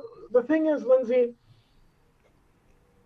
me personally, I believe that everyone should have the right to own a gun for that specific situation. Yes, there's a horrible, horrible thing that happens, and the police are no longer able to function, and we have to live in the Wild West for a few hours or a few days. You know, then have a gun in your home just in case the worst comes to worst. You know what I mean? But everyday situation is not the worst comes to worst. And I think as well, Lindsey Graham and I would have a very different definition of the worst comes to worst because I'm not saying somebody comes to your house and tries to steal your TV or somebody comes to your house and tries to steal the food out of your thing, whatever. I am never. I bought a gun in 2011 or 2012 when I whichever year it was that I turned 21 or 2013 I think when I turned 21. Um, and I am a very conscientious gun owner. I'm not gun obsessed. I don't like the idea. I specifically bought when I went to go buy my gun. I did a lot of research because I was like, one, I don't want to buy a caliber of gun that I know is very deadly, that it's very Mm, difficult for people to recover from those gunshots. I want to buy a caliber where people tend to survive yeah. those wounds. You know, not that I ever think I'm going to use it on a person, but I know that this is a deadly weapon, and if anything ever happens, I want a caliber where people tend to survive, not where people tend to die. I want the type of ammunition where people tend to survive and tend to not tend to die. You know, I was very conscientious about my gun purchase, and I only purchased it because I like to go to shooting range and shoot at targets, you know, and shoot cans off of old tree stumps, you know, and shoot with my friends. But I also got when because this was when I was in Alabama, I got a concealed carry permit. I didn't get a concealed carry permit because I ever had any desire to carry my gun on my person, you know, concealed. I got a concealed carry permit because in Alabama, that is the only way to register your gun with the authorities. And I said, I want to do that just in case my gun is ever stolen and used in Right. a crime, that they will know right away, hey, this gun is registered to whatever, whatever, and they can come to me directly and I can be like, hey, the gun was stolen from me, and I can probably help them with the case. You know, I wanted my gun to be registered with authorities. Um, I don't understand the gun obsession. I don't understand the desire to want to be deadly, to be lethal. I think I just take human life too sacred. One could say I'm, in a way, pro-life because I care about human life. Um, Please don't quote me on that. I'm not pro-life in the abortion sense, I think we understand. but like, but I hold human life extremely sacred, and it's fragile, and when it's gone, it's gone. And I know that guns are such a huge threat to that life that I didn't want to make this purchase very lightly. And I just hate that how people just kind of the culture around guns is just so flippant, and it's so superficial. It's like, oh yeah, like I got this new blah blah blah AR whatever with all the different things, and like I can shoot off so many different rounds, and I can shoot off so many rounds in a matter of seconds, and oh man, it's I got this, like it's super lethal, these rounds, and I'm like, why do you want that? What are you imagining in your mind? I cannot bring myself to imagine ever shooting someone. I just cannot do it. I even told one of my friends after I got my concealed carry permit because he was surprised. I was like, "There's no point that for me to carry my gun because I know if somebody ever tried to steal my wallet or if somebody ever tried to steal my car, I'm not gonna shoot someone over that." Yeah, that's true. I think it's. I mean, I could be wrong, but it just seems like me. It's one of those fantasy things. Like, Right, everybody has this, kind of dirty, hairy, macho. Like, I'm gonna take revenge or whatever. If something happens to me, I mean, it's just kind of sounds like, in a way, that couple, this man, you touched my wife. Like, what? Like, was your right, wife like sacred that she can't be touched by right, anyone? Like right. Is it's she now impure and you can no longer yeah, like? I know. She's spoiled now, so let's get rid of Right, her. right. It's some kind of weird fantasy. People watch too many violent movies, and they think that they think, I mean, and in a way, rightfully so, that the police won't be there to protect them. The police won't Mhm. be there to protect you. Like, Right, I mean, it's very rare that right. someone is going to commit a crime and the police are like, oh, the criminal, let me stop them. But on the other hand, there aren't as many crimes committed as what people would imagine, Right, honestly. right. Even in the United States, there's just not as much crime as Mhm. what people imagine, and it's not taking the forms. I think when I lived in Florida, in the beginning, there was this whole thing about people, like, I don't know, what do they call it when like you're a home invasion. Mhm. And there was all this on the news about home invasions, home invasions. I mean, in Florida is just like they say it is on the news, and a Yeah. lot, like that. A Florida Yeah. man, that's real. But Yeah. but the thing is that most of the home invasions that were happening were being done by people that the person knew, Mhm.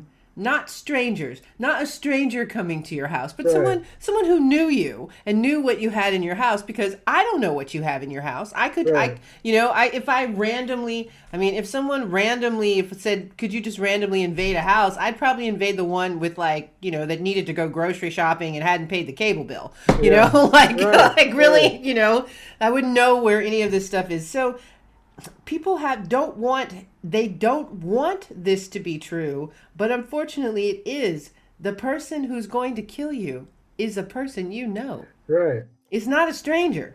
Right. It's not Yeah. what people want to believe, but Most of the honestly, cr- yeah, most of the crime that you're going to come in contact with in the United States is going to be crime from someone around you, whether it be being killed or assaulted or something like that or abused, probably going to come from someone around you in your circle, either a loved one or a friend. yes. um if your house gets broken into and someone steals your stuff, it's probably someone you either knew and invited over, or someone in your community who can see, or like who walks around or drives around regularly and sees the patterns. You know, it's someone who is very close to you, even if you don't know them or are close to them personally. Yeah. Someone in your community, you know, Yeah, and it's not some kind of stranger. right. People have this. I don't know why we've gotten this whole idea that it's strangers that are going to kill Mm, you, but it's not. It's right, literally the people that you know. right. But yeah, but going back to Yeah. this thing, these shootings, you know, I know I woke up the day of the Atlanta shooting and heard about it, and I was very sad, and I felt very empathetic for the Asian American and Pacific Islander community because I could only imagine that the way that they were feeling is similar or the same as how we feel every time we see a black man um, Mm-hmm. killed on television, you know, by police. And of course, the issues are not the same, but they're very connected. They're very similar to each other, and the core of it, the white supremacy of it all, is at the core of both of them. And you know, so I did want to take some time in this podcast episode to just express our solidarity and Yeah. our Asian American Pacific Islander community, our friends and family, because you know we're fighting against the same fight, or we're fighting against the same enemy. We're fighting the same fight, and you know, you all have been there for us, you know, in all of our protests and all of our, you know, times where we've been speaking up and speaking out, and it's time for us to be there for you.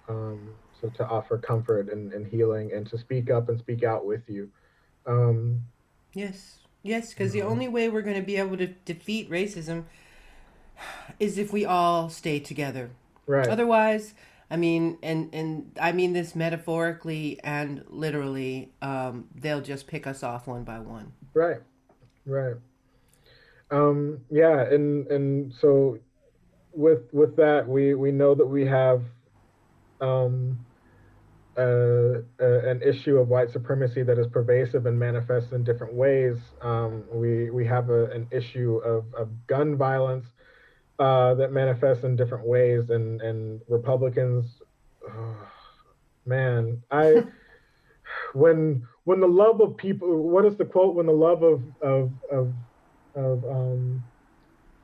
when the love of people overcomes the love of money, or something like that, then the world will know peace. We have a long time. That's the quote, I think, or something like that. And when it comes to guns, I'm like, man, when the love of people overcomes the love of guns, then the United States will know peace. um, Yes, yes, um, yes, but and we're not going to and know that for a long time either. But right, but I really think that, and I know you were mentioning Lindsey Graham about mhm, guns, but I swear the right is has been for years whining about we're going to come and take that the Democrats are going to come and take their guns. I wish we could just do it, the the honestly. thing is I'm like, I wouldn't want to do that. Here's how I feel. I am fine with people owning guns. I want you to have to prove that you are a responsible gun owner, though, to be able to own a gun. You have to get a license to drive a car. There is no state in the union where you can drive a car without a license. You have to get a license to fish in a lot of places. In Georgia, if I want to go to the public lake, if I want to go to the pier, I have to have a license to fish to show I know how to responsibly handle my fishing equipment. I know how to responsibly handle the fish that I might catch. Why is it that with deadly weapons, things that were very specifically designed to take human life, guns, I don't care what you say, every gun is a contraption that was specifically designed and built to take human life. That is what all of them are designed for.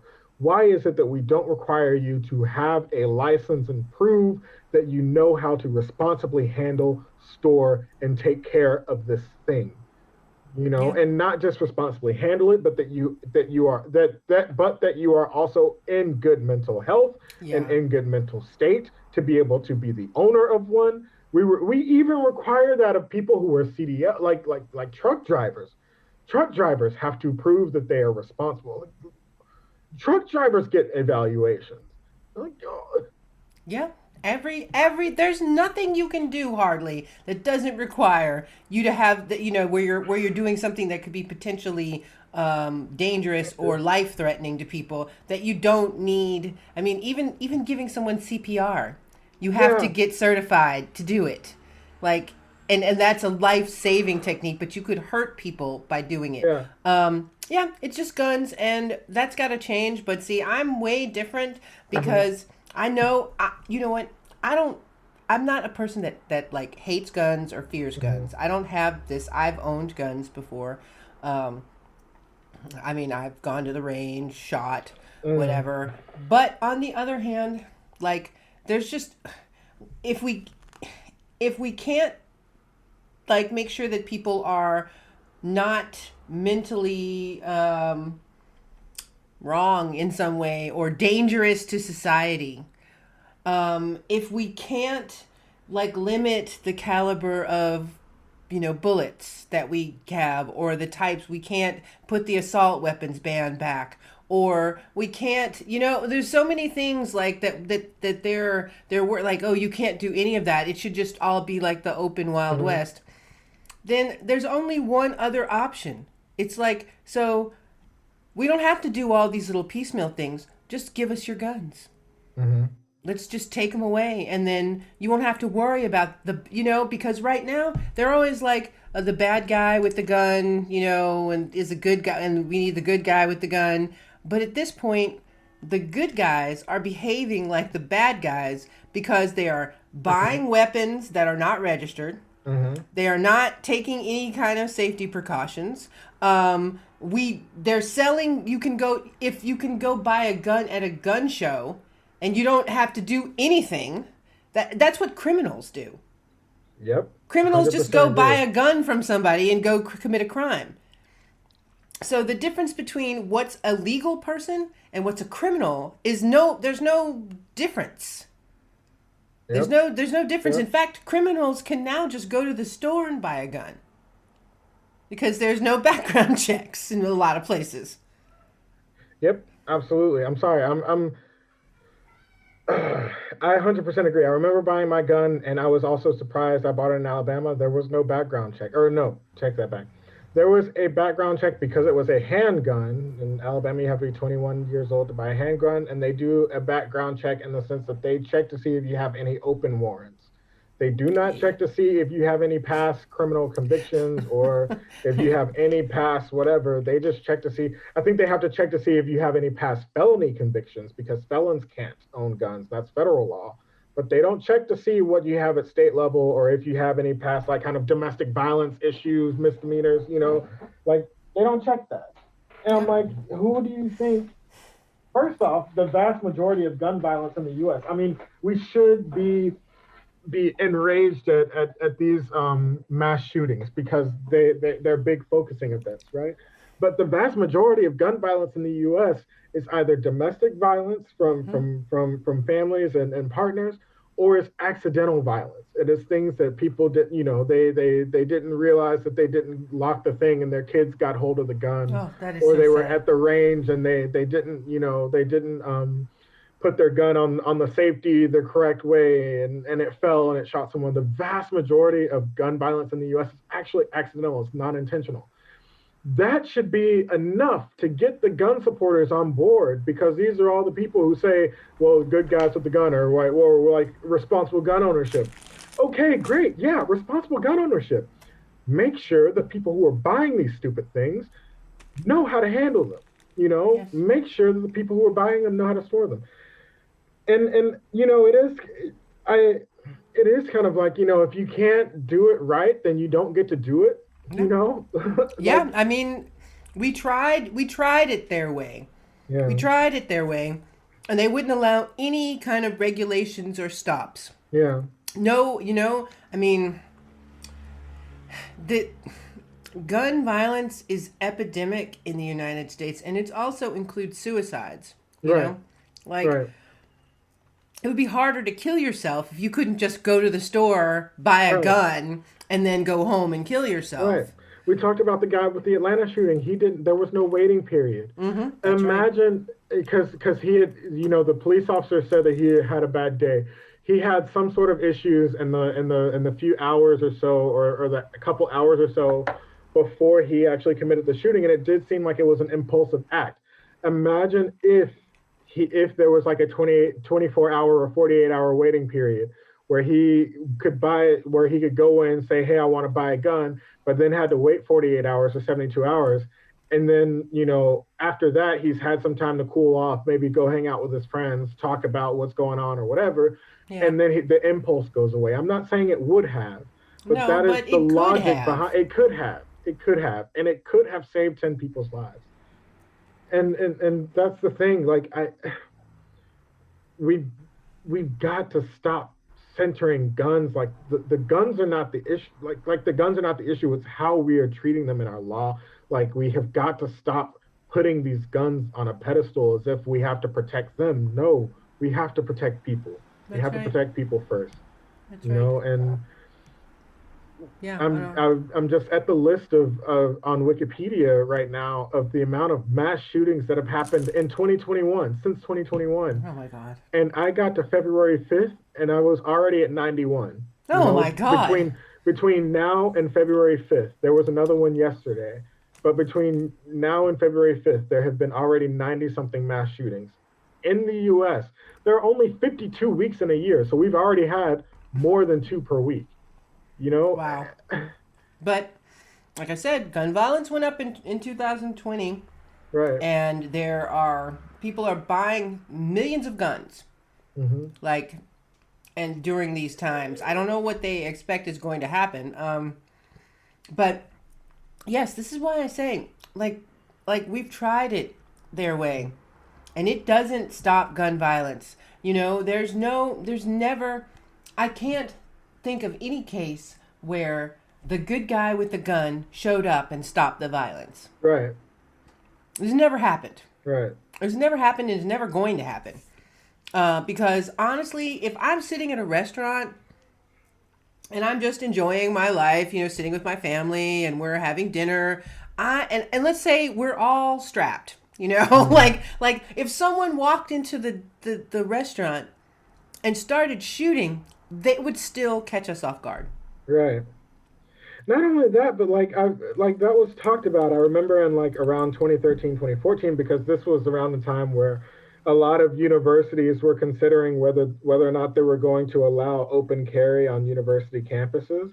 And I remember like there were a lot of people on my campus who were like very much wanting my university's campus to do this because they were like, well, good guy with a gun, blah blah blah. And I was like, nah, no, no, no, no. I hang out with y'all. I know y'all. I don't want y'all carrying a gun. Yeah. No, no, no, no, no, no, no. Emotional God, no. young people do not need guns. I mean, Like, that's a difficult time of your life where you have a right, lot of things happening.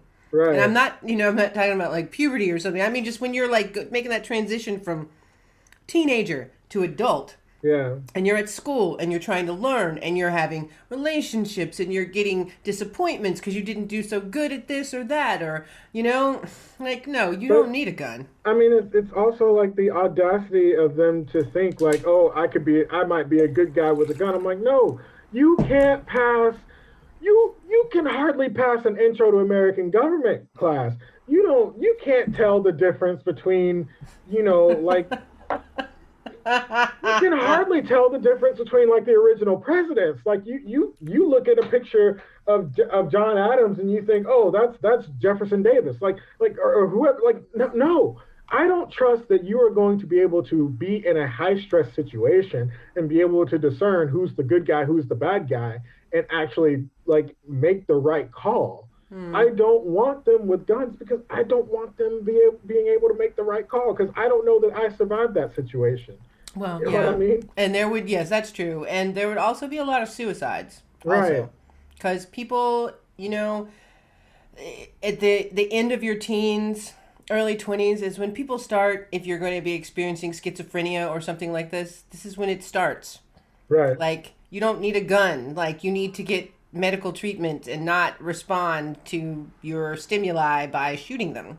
right, Yeah, it's really, there's no reason to have guns anywhere. People are not trained, and people that think that in a high stress situation that they would respond in a positive manner if they had a gun are only fooling themselves. Yeah. You're only fooling yourself. I mean, I even think, yeah, I even think police should be more trained to use yes. guns. Oh, Police 100%. don't get enough training for using guns. So I definitely don't want college frat dudes or the like college age people to be like using guns. No, Yeah.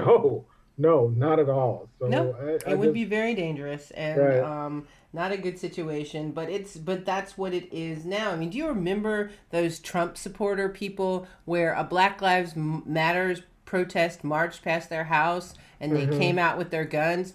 Like that was a completely irrational response Right, to people walking past your house. Not right, ringing the doorbell, not, breaking it down or, breaking down the door or something like that. Just right, walk past the house. So you had right. to go out and pull out the guns. That was wholly a show of like white supremacy and like Yes. remember who's in charge here, you know, like Yes. remember who has the guns. Like, Yes. yeah, Oh my yeah, God. Well, I hope that we see some change. I I don't know what that's gonna look like. I know that President Obama. I was about to President Biden. Like mixing the two. I know that President Biden has called on Congress to create a new assault weapons ban. I'm hoping that that will gain some traction. If I'm being realistic, I imagine that they will not do anything with that until we gain like a stronger majority in the Congress, in the Senate, and the House of Representatives. Which, from a political perspective, is understandable, but from just a human perspective, it's sad, that we have to wait on these Republicans who just are hell bent on winning elections at the expense of the heart of the democracy. You know yeah. what I mean? Yeah, because they don't That's care really about what it. it is. They don't care about it. They just care about their own policy and the health and the safety and the prosperity of the majority of election or of the majority of Americans be damned. They will win their elections so long as they want to win their elections, and they will do it at the cost of the American people, and it does not matter to them, and that is Yes. sad to me. Yes. So everybody, please, 2022 is coming around. Right, register to So, vote. yeah, Please get register to ready. vote. Get ready, um, and pay attention if you're in one of the states where we have new voting laws being put into practice. SB 202 in Georgia is unfortunately the law for right now, so we have to pay attention and abide by those changes until we get an administration in Georgia who's willing to either undo it or the legal challenges overturn it. So Or we pass the For the People Act, which is Senate Bill 1. It passed in the House a mhm. few months ago, and Right, hopefully we right. can pass it in the Senate, and that would override It would those override a laws. lot of the stuff, but it wouldn't override everything in that particular bill. But it would do a lot, and we need the For the People Act. So please also be in communication with your local or your state level senators and representatives to have them support the For the People Act in the Congress. I know right now it's probably got party line support, but if you live or vote in a district that has a well-meaning Republican, maybe there's some possibility. I don't know. Like, Is that a thing? Does that exist? that's Well my word meaning for Republican? like actually a lot of like white liberals. I call them well-meaning white people. Where I'm like, oh, like you mean well, you think what you're doing is nice, but it's actually still very racist. Yeah, well, that is you know, true. A lot of things, but I know. Oh, you can still take the 21-day racial challenge. It's still up on our website. So if you hmm still want to take it, any 21 days will do. hmm Please feel free to take it. It's the best way for you to open your eyes. And actually, we had quite a number of people take that, Okay, and good, I good. think it. And for a lot of people that took it, it was very meaningful because Hmm. we had these little check-ins, and Hmm. so I mean, there's no reason. I guess people could have just told me that, like to make me feel good, but they that isn't what I was expecting when we had the check-ins is that people would ask a lot of questions that some people would think were dumb, Yeah. but that isn't what I got. I got Hmm. a lot of like people were just overwhelmed by, and they got it. Yeah. So take it. Yeah. So I think with that, we've caught up on all the major news. Yeah. I know that there's a lot that we had to get through a lot because we've been away for a while. So thanks for sticking Mm. around and listening to us Yeah. for catching up on so much. But there was a lot going on, and Yeah. yeah, but there's also a lot of good stuff going on.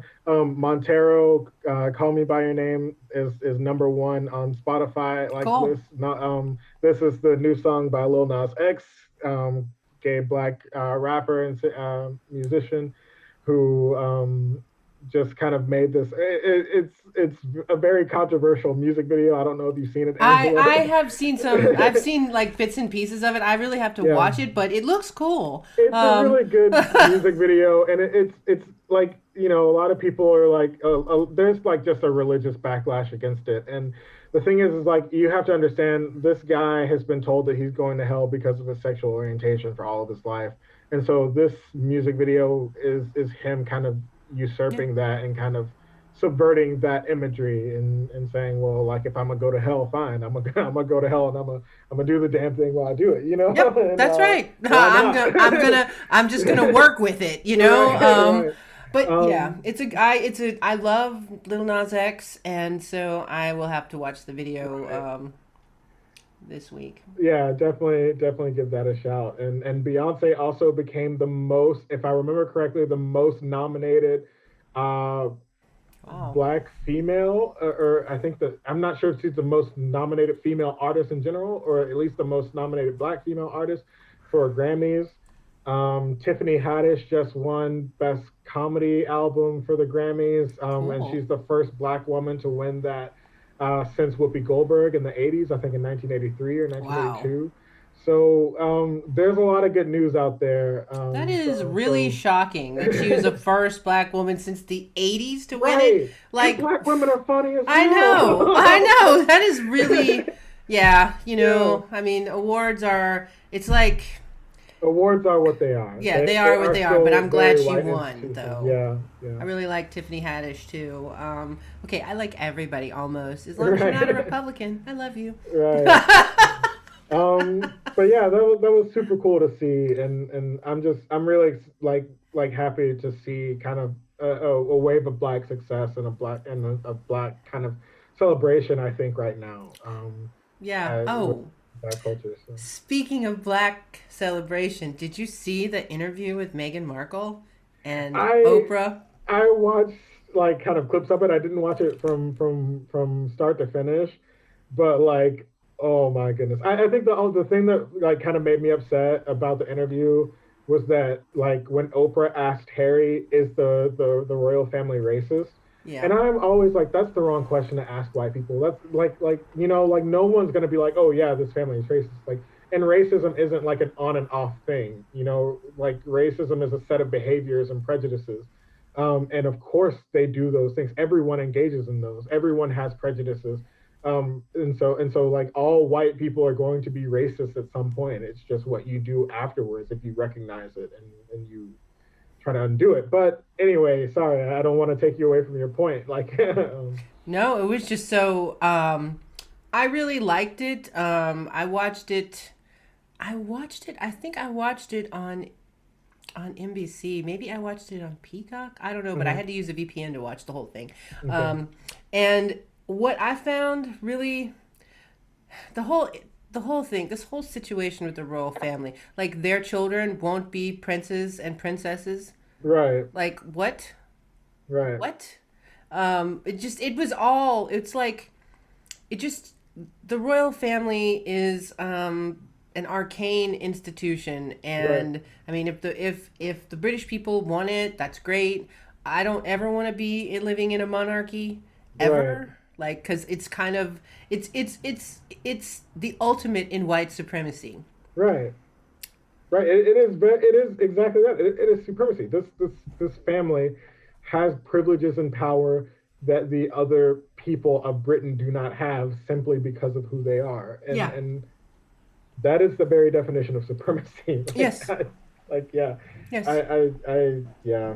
And I I'm saw that just and I'm just glad that Meghan and Harry got away, because I'm pretty sure that this had to remind him of what happened to his mother. yeah, I think he even said something to that effect, or kind of said like he alluded to his mother a few times in the interview and kind of talked about how he was thankful to have been able to learn from her and also that he's been like kind of supporting herself off the money that she left him. Yeah. Um, I agree. I think that the royal family is nothing but a vestige of British colonialism, which also includes white supremacy. And I Yep. don't understand the nostalgia for it. I wouldn't be so against it if it wasn't so painfully obvious how problematic they are and how they like refuse to question their own supremacy, Yeah. and Well, and I did see that the Queen decided that there will be a diversity administrator or a diversity coordinator or a coach or something like that who will be a consultant for the royal family from here on out. And I'm like, okay, but are y'all gonna give Meghan and Harry their titles back, or are we just doing this as a symbolic thing? You know what I mean? I'm guessing it's a symbolic gesture, but I Right. could be wrong. I think it's a symbolic thing because I'm like, if you really cared, then you would apologize and you would reinstate their titles and you would bring these people back into the fold. But that's not what's happening. Yeah. They care about not being perceived as races rather than not Not being actually being racist. racist. Right. Yeah. That was, yeah, there's so much that has happened, but I guess we should go, huh? I mean, it's Yeah. like we could just talk forever. Right. Right. Yeah, hopefully next week when we record, Adrian will be back with us, and I hope that, Hmm. again, I hope her husband Jonas is feeling better, doesn't Hmm. get too sick, because, oh my gosh. I Right. actually, in a way, that's the closest person to me to have COVID. Okay. Like, and yeah, I don't know, not really, nobody in my family has had COVID. Wow. Okay. Yeah. Yeah, I think the closest to me has been a distant uncle or a friend of my partner. Like one of her friends had COVID, and so those are the closest to me. But crossing my fingers that I don't get it. Yeah. And yeah. So for those of you listening, please stay safe, stay healthy. Get vaccinated when you can. Yes. And Please. right. Get Please. vaccinated when you can, and yeah, we hope that you'll continue listening, and yeah, we'll be back next week. We'll be back next week. So, everybody, take care and stay well.